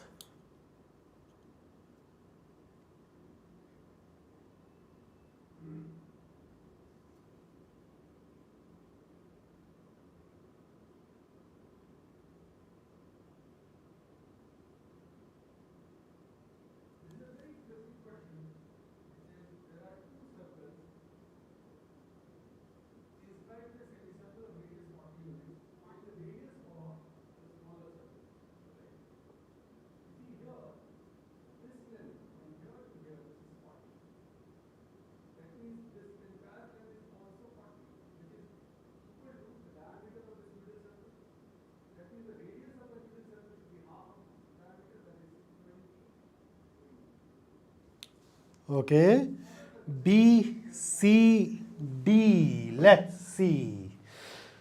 Okay, so when does humility and compassion come?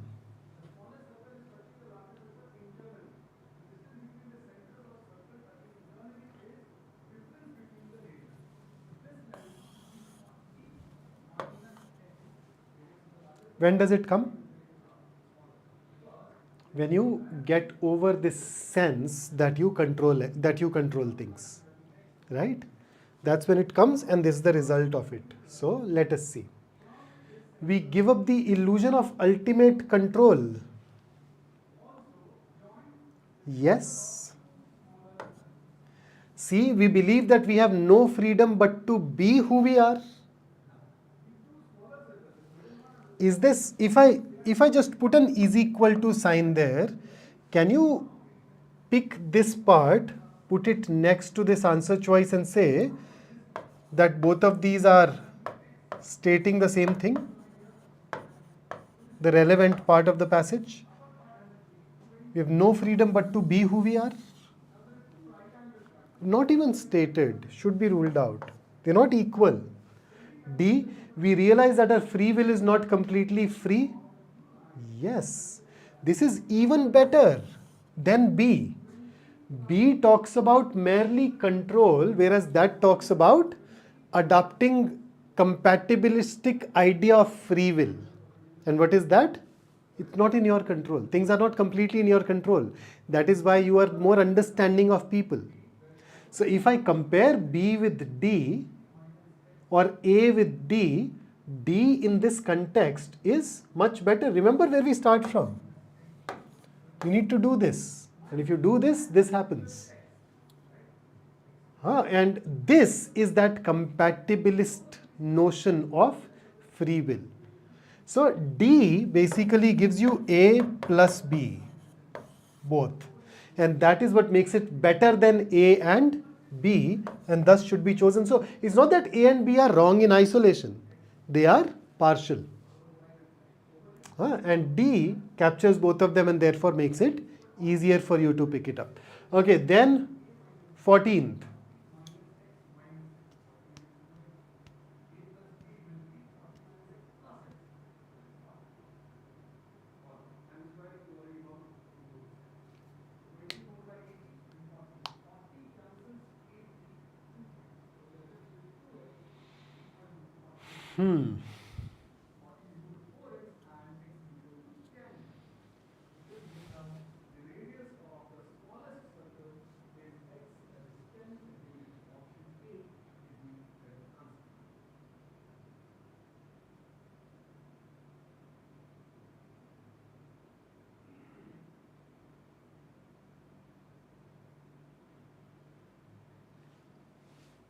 Okay.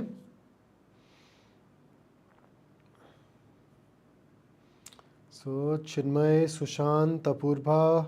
Wait, Sushant, एक ही बार answer भेज यार, confuse करेगा मेरे को. Sumedh. Okay, so A it is. You're right. I think C and D are easy to rule out. A and B, that is where the confusion is going to be. But then if I have to pick up one, I'll pick up A. What makes you less forgiving? When you believe that people have free will. And which one of these is closer to free will? Ultimate freedom or ultimate control? Compatibilist position does not make you less forgiving. It makes you more forgiving. So that's why C is ruled out. If you reject free will, you forgive completely because people were not even in their control. So that's why C and D were easy to eliminate here. Okay, let's go ahead and look at the next question. Here is question number 15. What's your take? Come on, tell me. Considering that I've already explained the first paragraph to you, that should make it a tad bit easier. Not entirely easy, but tad bit easier, and I'd recommend that you use elimination approach and not the selection approach. Don't look for the right answer. Just read all the options. If you find anything incorrect, eliminate. Whatever you're left with should then be chosen.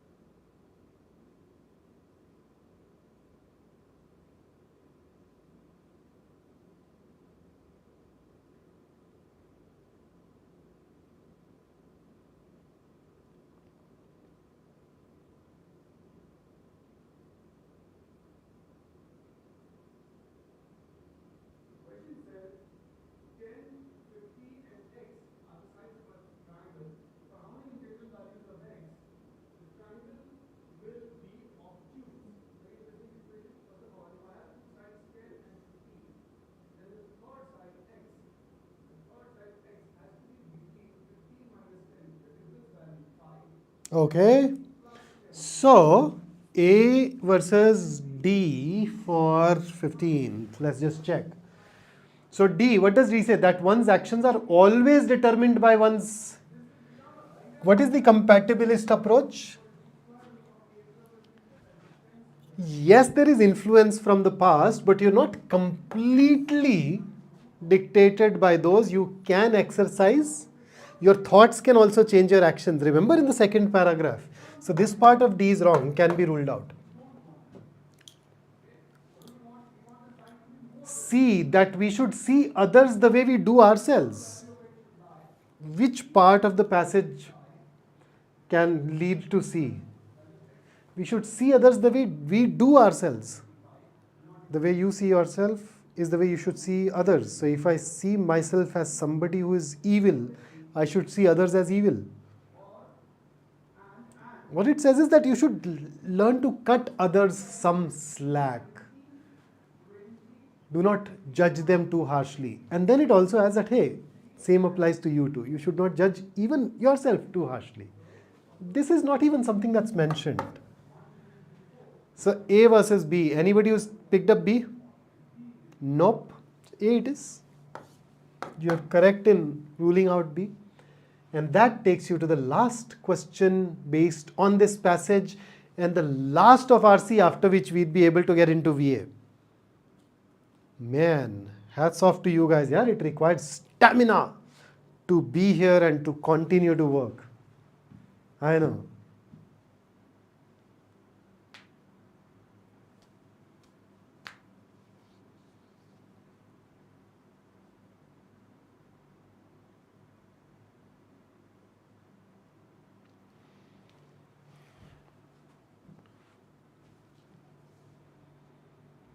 So, 16th.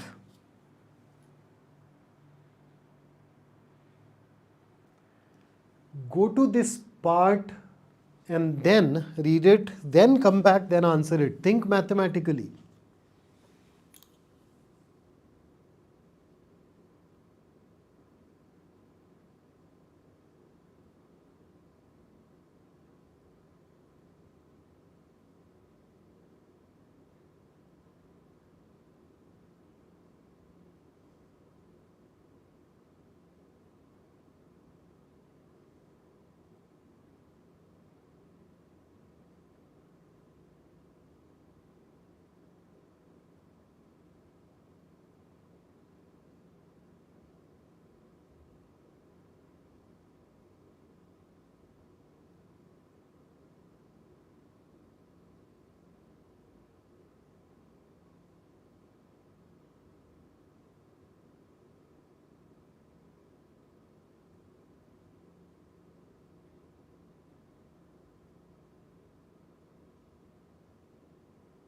Okay, so three answers.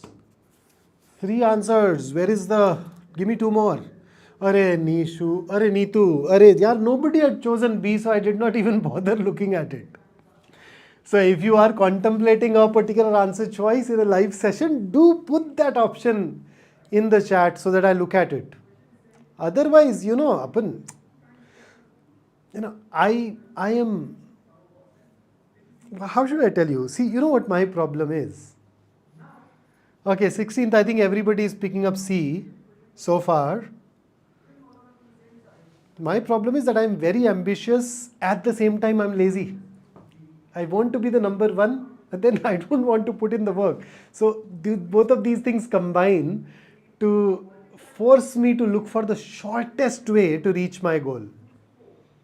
And in a live session scenario, the shortest way to reach the end of the session, at the same time satisfying everybody, is by discussing everything that is there in the chat and then nothing more. So I have B versus C. Okay. So no matter how free we feel, our understanding of nature tells us that no choice originates in us. Dude, come on. This is the part that we are talking about.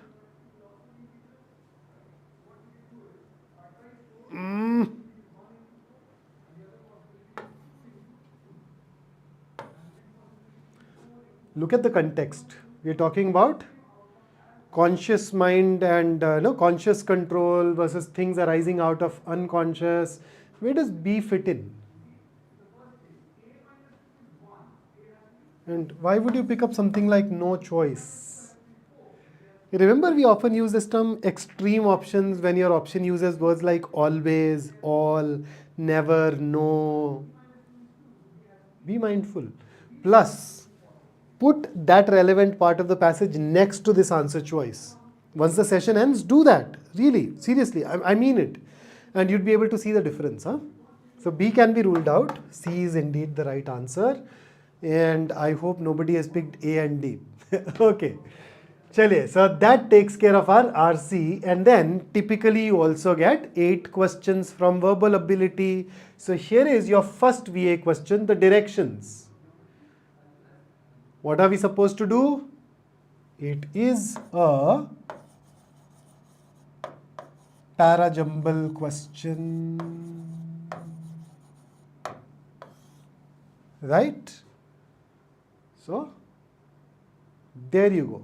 Here is the question, and before somebody asks, ऐसी चीज़ें CAT में आती हैं? बिल्कुल आती हैं. For that matter, this question is a previous year CAT question. This was in CAT 2021, slot 1 or 2. I'm not able to recall.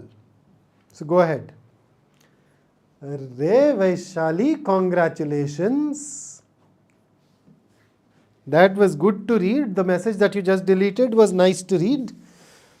So, what's your take? What's your take on this?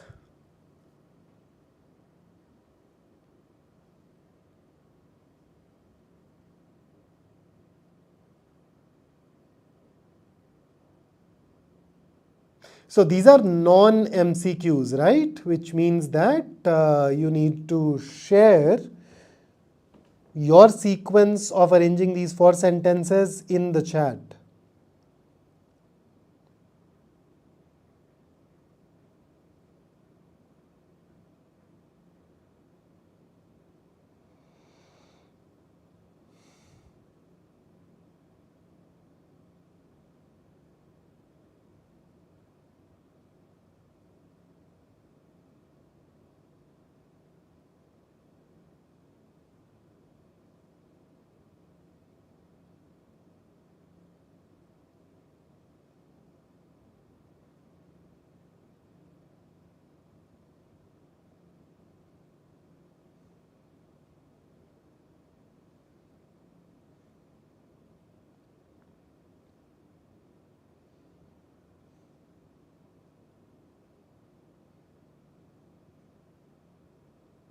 Okay. Answers, sir, answers. Arey Vaishali, that'll continue to happen, yaar. It's okay. But then it does not mean that we stop celebrating the joys that come our way in between. It was a tough passage. Getting all of them right is remarkable. Very good. Good job. A pat on the back for you.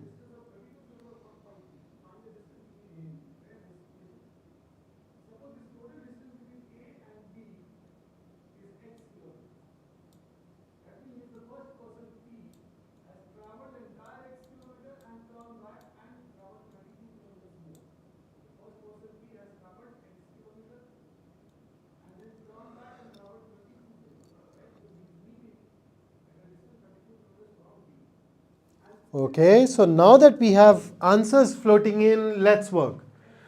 But today there is an epochal challenge to rethink and reconstitute the vision. So I'm just underlining things that can act as clues for us in the process, right? So I see epochal. Epochal is anything that is very important because they involve new development or great change, okay? So epochal challenges, a very important challenge, big challenge.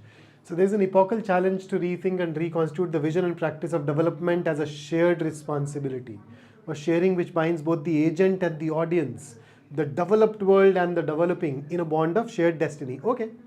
Second, we are at a crossroads now in our vision and practice of development. So crossroads.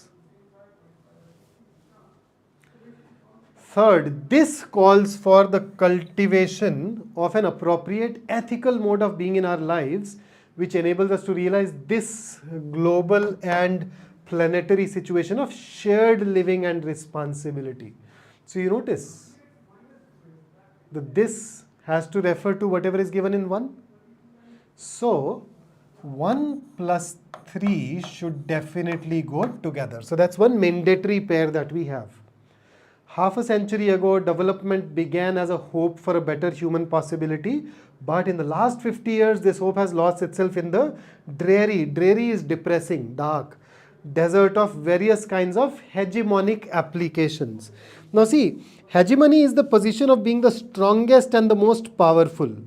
And therefore, you're able to control others. For instance, we say India and China are often embroiled in a battle of regional hegemony, proving that we are more powerful. So hegemonic applications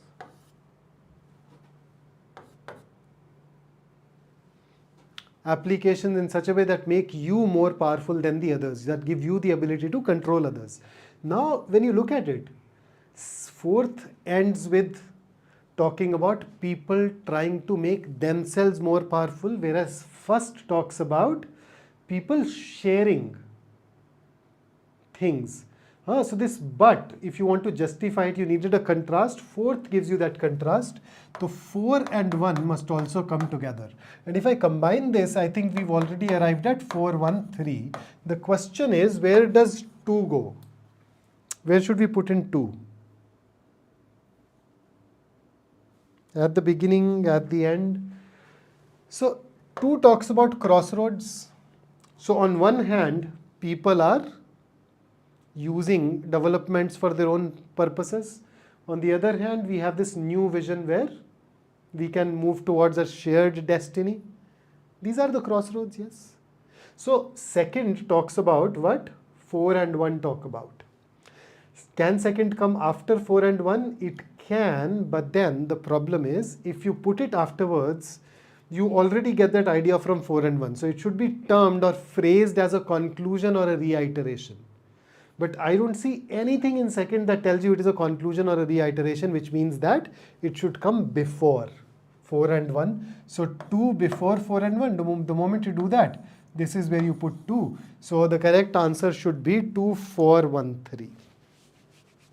And in case you could not arrive at it, it's all right. It simply means that there was some clue that we missed out on. Focus on that clue, and that should lead to the right approach, the right strategy, or the right answer. Okay, so here is the next one for you. But this time around, you are supposed to solve an odd one out. The sentences. Go ahead, solve these, and tell me which one of the 5 does not belong to this paragraph.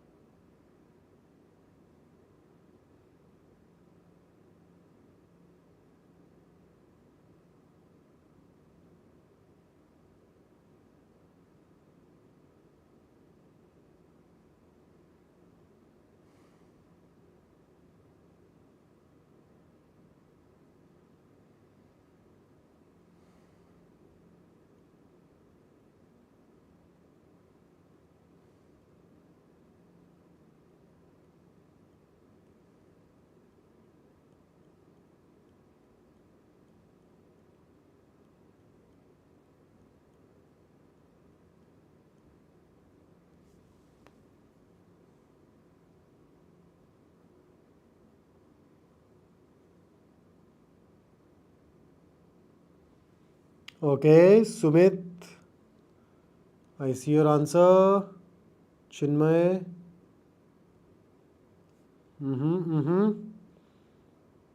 Okay, I need 2 more answers, guys. 2 more answers, and then we can move on. Come on. Which one? Okay, Vaishali. 1 more answer needed. Sushant. And I think all the answers that have come in so far are right. 2 is indeed the answer. The reason is, you notice 3rd is an example of something. But then in 1st, parallel changes but at different rates. For parallel connects it with 5, so 5 and 1 must go together, and both of these are talking about different rates of evolutionary changes in various body structures and functions. So we know that it is, so that 5 and 1 give you an example of the idea mentioned in fourth. So if I were to treat it as a parajumble, I'll say 4, 3, 5, 1. That's the paragraph. And 1 talks about a different, 2 talks about a different idea altogether, and therefore should be left out.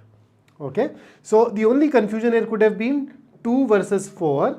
And if you look at look at first and fifth, you'd realize that second talks about a system that cannot be predicted or explained. These are not talking about a system that cannot be predicted or explained. They're more consistent with this, different rates of changes in various body structures and functions. So therefore, 2 had to be left out. With that, let's dive into our next question, which is another odd one out question. Here are the sentences. Some of you are joining in just about now. So I'll write it here that you're supposed to look for the odd one out.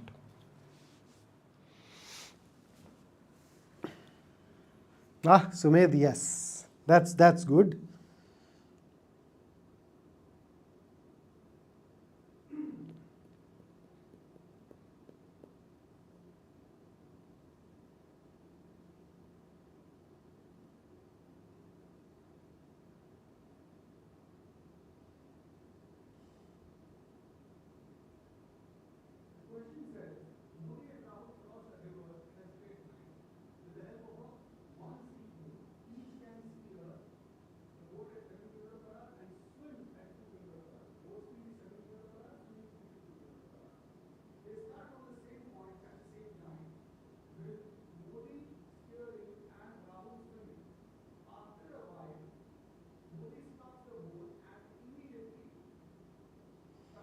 Okay. So I have Akanksha's. Why first option is in last? First, okay, Vaishali, it was not a parajumble question, so that would not be necessary for us to look at. But to satisfy the curiosity, did you notice the word parallel? What was it parallel to? What was it being compared to? So that's something that would lead to the answer. Okay, so let's look at 19th. Slightly tricky, but slightly tricky because, you know, something which is Janus-faced is something which is two-faced. So this dual focus in second connects it with third. So I noticed that 3 and 2 are going together.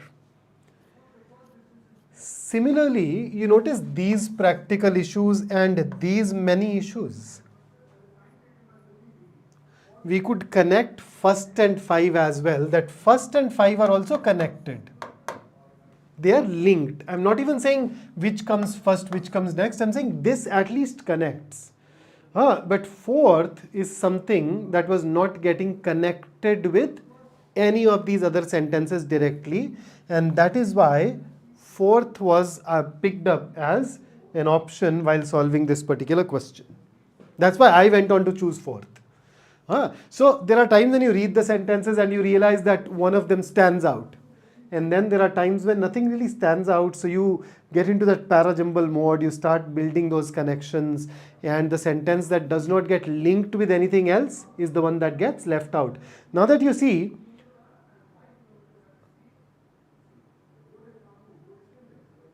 purely going by the theme, we'd probably not be able to rule out fourth, but that parajumble connection would have come into picture here. So here is the next one,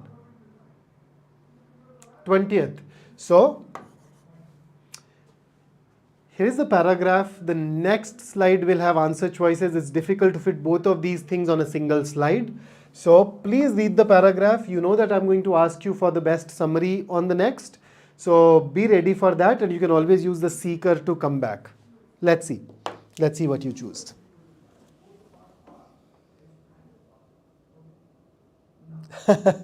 Sumedh, I can understand, yeah, but now you know that. So it won't be able to fool you ever again in your life. And that's saying something.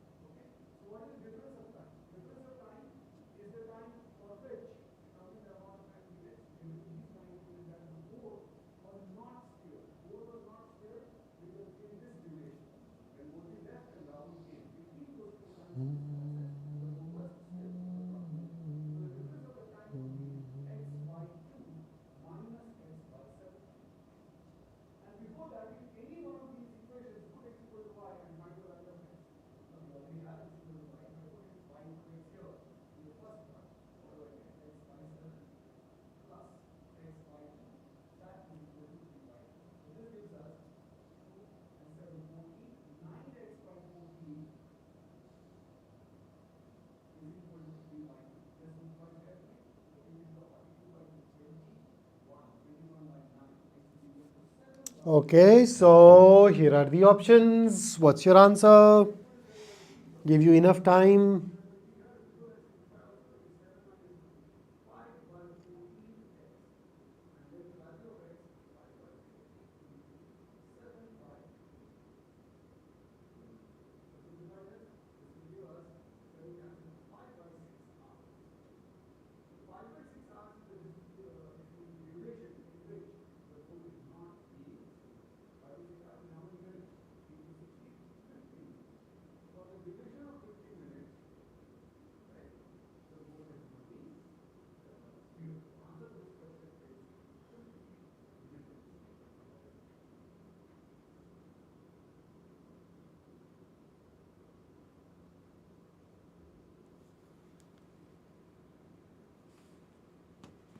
Ankit, daily is a bit too steep an ask here, but we can try to. Let us see.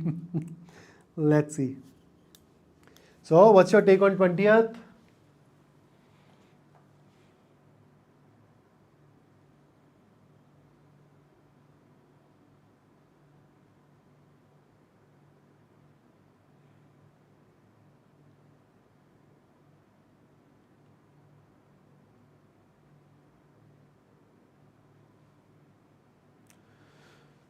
Okay, so the best answer choice is B, and I'll tell you where B scores over D. B and D are almost identical, but B mentions this. This was the purpose of the sanctions, but D does not mention it. D makes it feel that sanctions have created substantial foreign exchange savings. That was not the purpose. So the paragraph says that sanctions actually had an opposite effect. They wanted to reduce their war funding, but they ended up giving them more foreign reserves. So this captures that idea. D misses out on this, and it is an important idea in the passage. And this creates a tiny bit of distortion as well as a result. So that's why B over D. I think none of you have chosen A and C, and that in itself is a good job. B and D were the two options which were designed to be close here. So I think I'm happy that it worked. Okay, next one. 21st, another parajumble. So you have 4 sentences. Please go ahead and arrange them. This question is designed to be a little ambiguous. So there are times when we come across these questions in the actual CAT exam where you don't see these solid connections, but you're still able to solve them somehow. So have a look at it and then tell me what you think.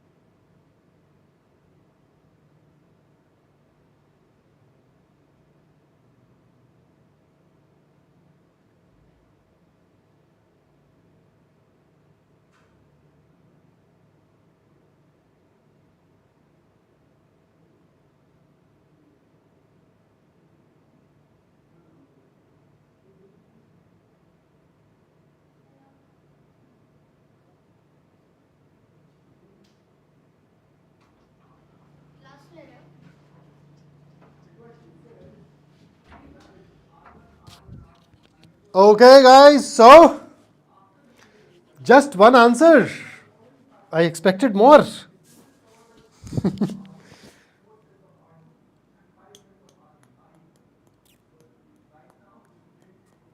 Let's see. So you notice when I read first and second, this should allow us to connect 1 and 2 with each other.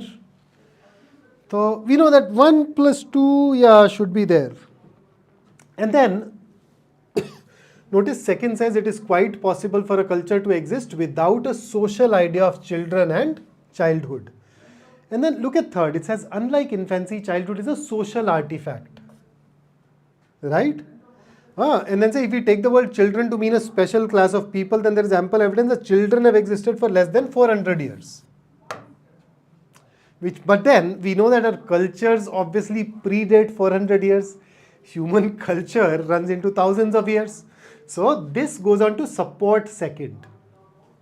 This tells you that yeah, possible for a culture. Here, see, if this is how you define children, children are in existence only for 400 years, but then cultures have been there forever, right?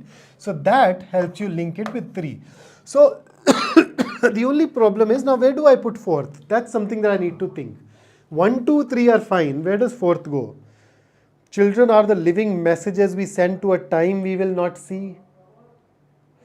So this somehow has a positive tone towards children.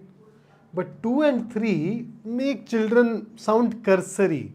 So if I put 4 after 3, I will have this major transition in tone, but no way of justifying it. But the tone that fourth gives is also the tone in first. So from a biological point of view, you can't even conceive a culture that will forget that it needs to reproduce itself, that is, give birth to children. So in that tone sense, fourth is closer to first, and therefore the best way of arranging these is 4, 1, 2, 3. Which I think quite a few of you have gotten right. So I see Ankit, Subrajit, yeah, absolutely. Sushant, Sumed. So just check these things and you'd get it right. Okay, next one. One more opportunity to look at a paragraph and then give me the answer. There you go.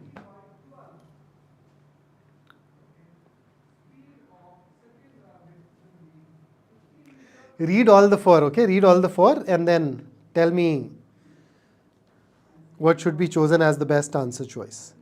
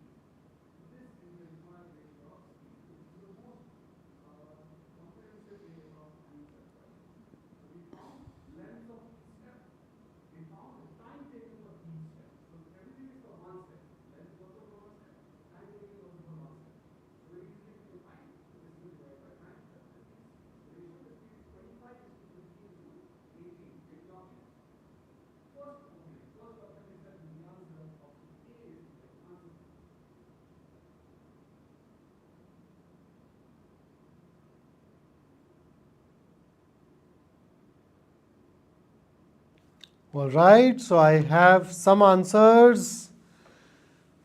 Arnav, Aryan, Shubham, give me 2 more answers. Yes, Akhil. That's what we talked about in the class, yes. So, 4, 1, 2, 3, just like the previous question actually, indeed. You know why? TV is not at all about the character of products to be consumed. TV is about. So you notice whenever you use this structure, it is not about what you said, it is about what you did. We put that not about before about, so 4 plus 1. And if you look at 2 and 3, they are basically capturing 4 and 1 respectively. So images of movie stars, famous athletes, blah, blah, blah. These tell nothing about the products being sold, but they tell about the people who are buying them. So not about the products, but about the people. Not about the product, but about the people. So you're following that same sequence in 2 and 3. So they essentially complete the message. And therefore, 4, 1, 2, 3. And with that, let's get into our second last question. Here is the paragraph.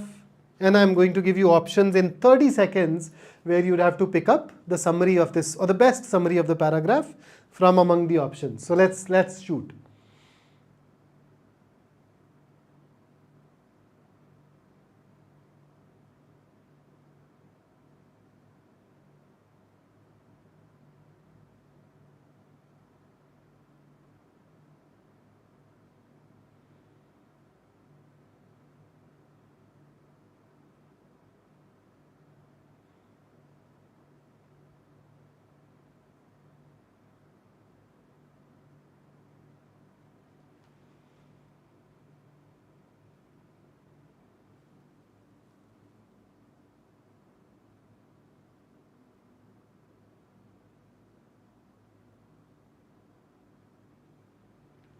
Okay, so here are the options.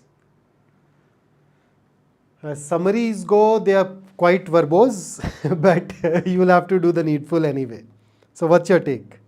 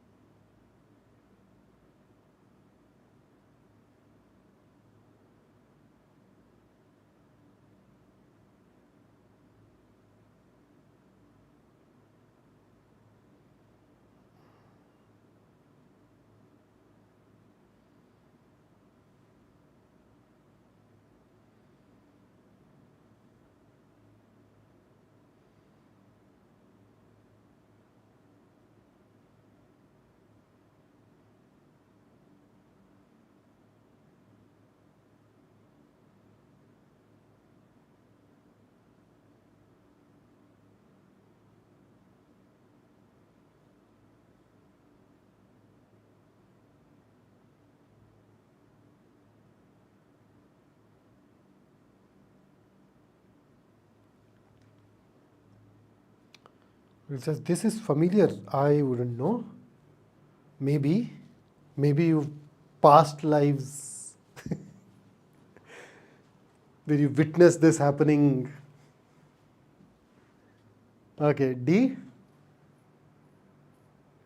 So let's just break it down. Civilizations are born in inexplicable ways. Check. They gradually expand in size and power, overcoming internal and external odds. There's a slight distortion.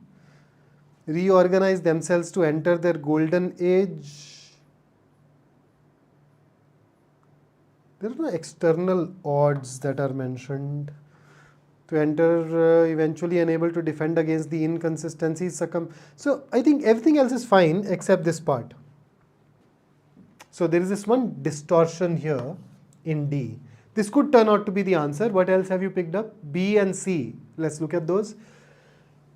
Originates in inexplicable ways, expands in size and power at the cost of its neighbors. Yeah, then it enters the golden age, followed by a period of moral and physical uncertainty eventually. Okay. You notice that in the paragraph, the crisis is happening in two stages. So there is a crisis of organization that happens first, then, but then it leads to some weakness, yet golden period arises, and then there are more crises. Okay, so there are two phases of crisis. This does not talk about those two phases, but if I look at C, it talks about those phases as well. So when I compare B versus C, I'd say that B is incomplete as compared to C. D, on the other hand, has a distortion and therefore should be C. Somebody has also picked up A, so let's look at A. They acquire a new identity, peace and prosperity. They acquire a new identity, peace and prosperity. That's a distortion of the paragraph. You won't find this there. So the best answer is still option C. And with that, let's dive into the 24th, the last question.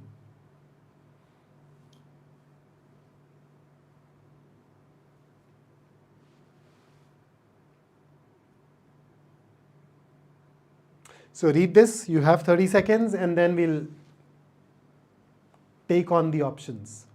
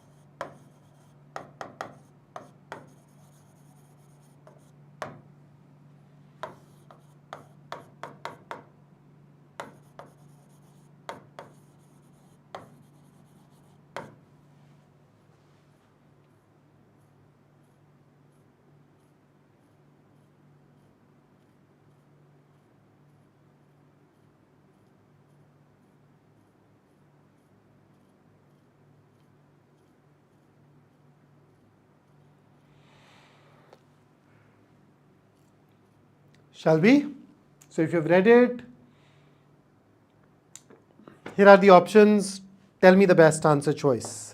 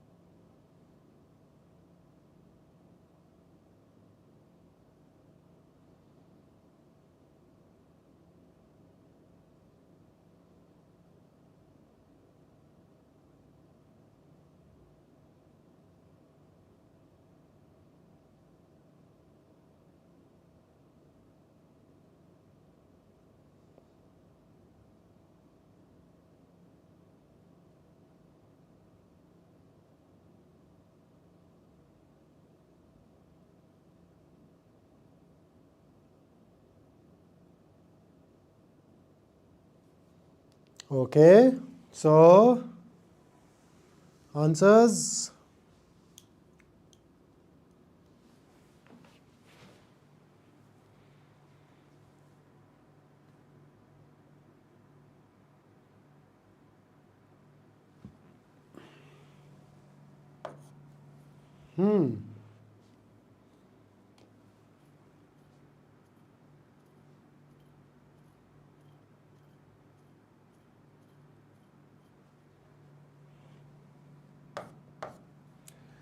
This is a factual distortion of the passage. Moreover, there is also a distortion of the main idea in B. That's why I think most of you have ruled it out.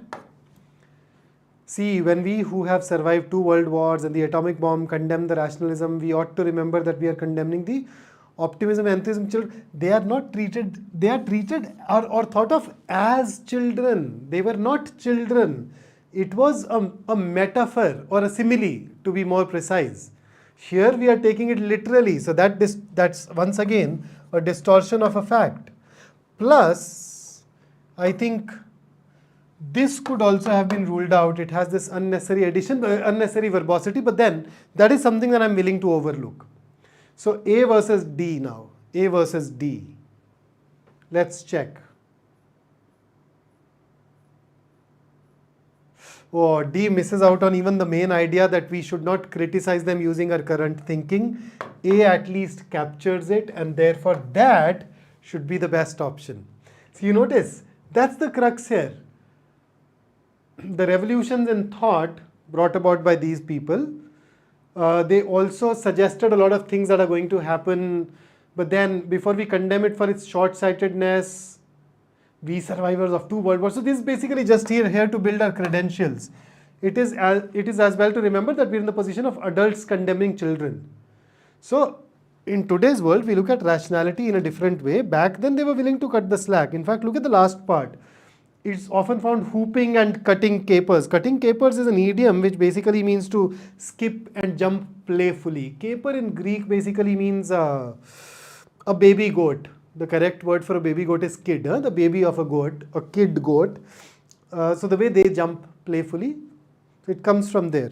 So we say that we should not judge them too harshly by our current understanding because mankind has evolved. The ideas about rationality were different back then. So that is what makes A the best answer choice, and that is where we stop.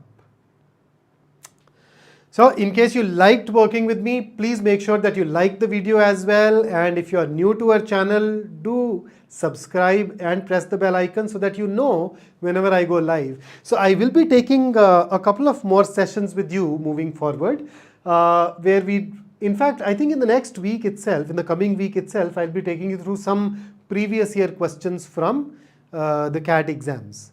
So be ready for that, and do realize that it's not about knowledge, it's all about understanding. So whatever we talked about, it contains those snippets that can help you increase your accuracy. So make sure that you bring all those snippets to the next set of questions that you sit down to prepare. Akhil, once a wise teacher said to think about the mentality of the author so that you get the feel. He now does a VARC marathon. पता नहीं भाई, मेरे बारे में बात कर रहे हैं, मुझे पता भी नहीं यार, मैं कुछ भी बोलता रहता हूँ ऐसा. तो ज्ञान छोड़, questions करते हैं. ठीक है, so that's it from me today. I look forward to meeting you in the next one. Until then, have a safe time, continue to work hard, and do let me know your concerns so that I can keep bringing sessions to address those concerns. And do consider our course if you need more mentoring and more help. Right? So that's it from me today. See you in the next one. Take care.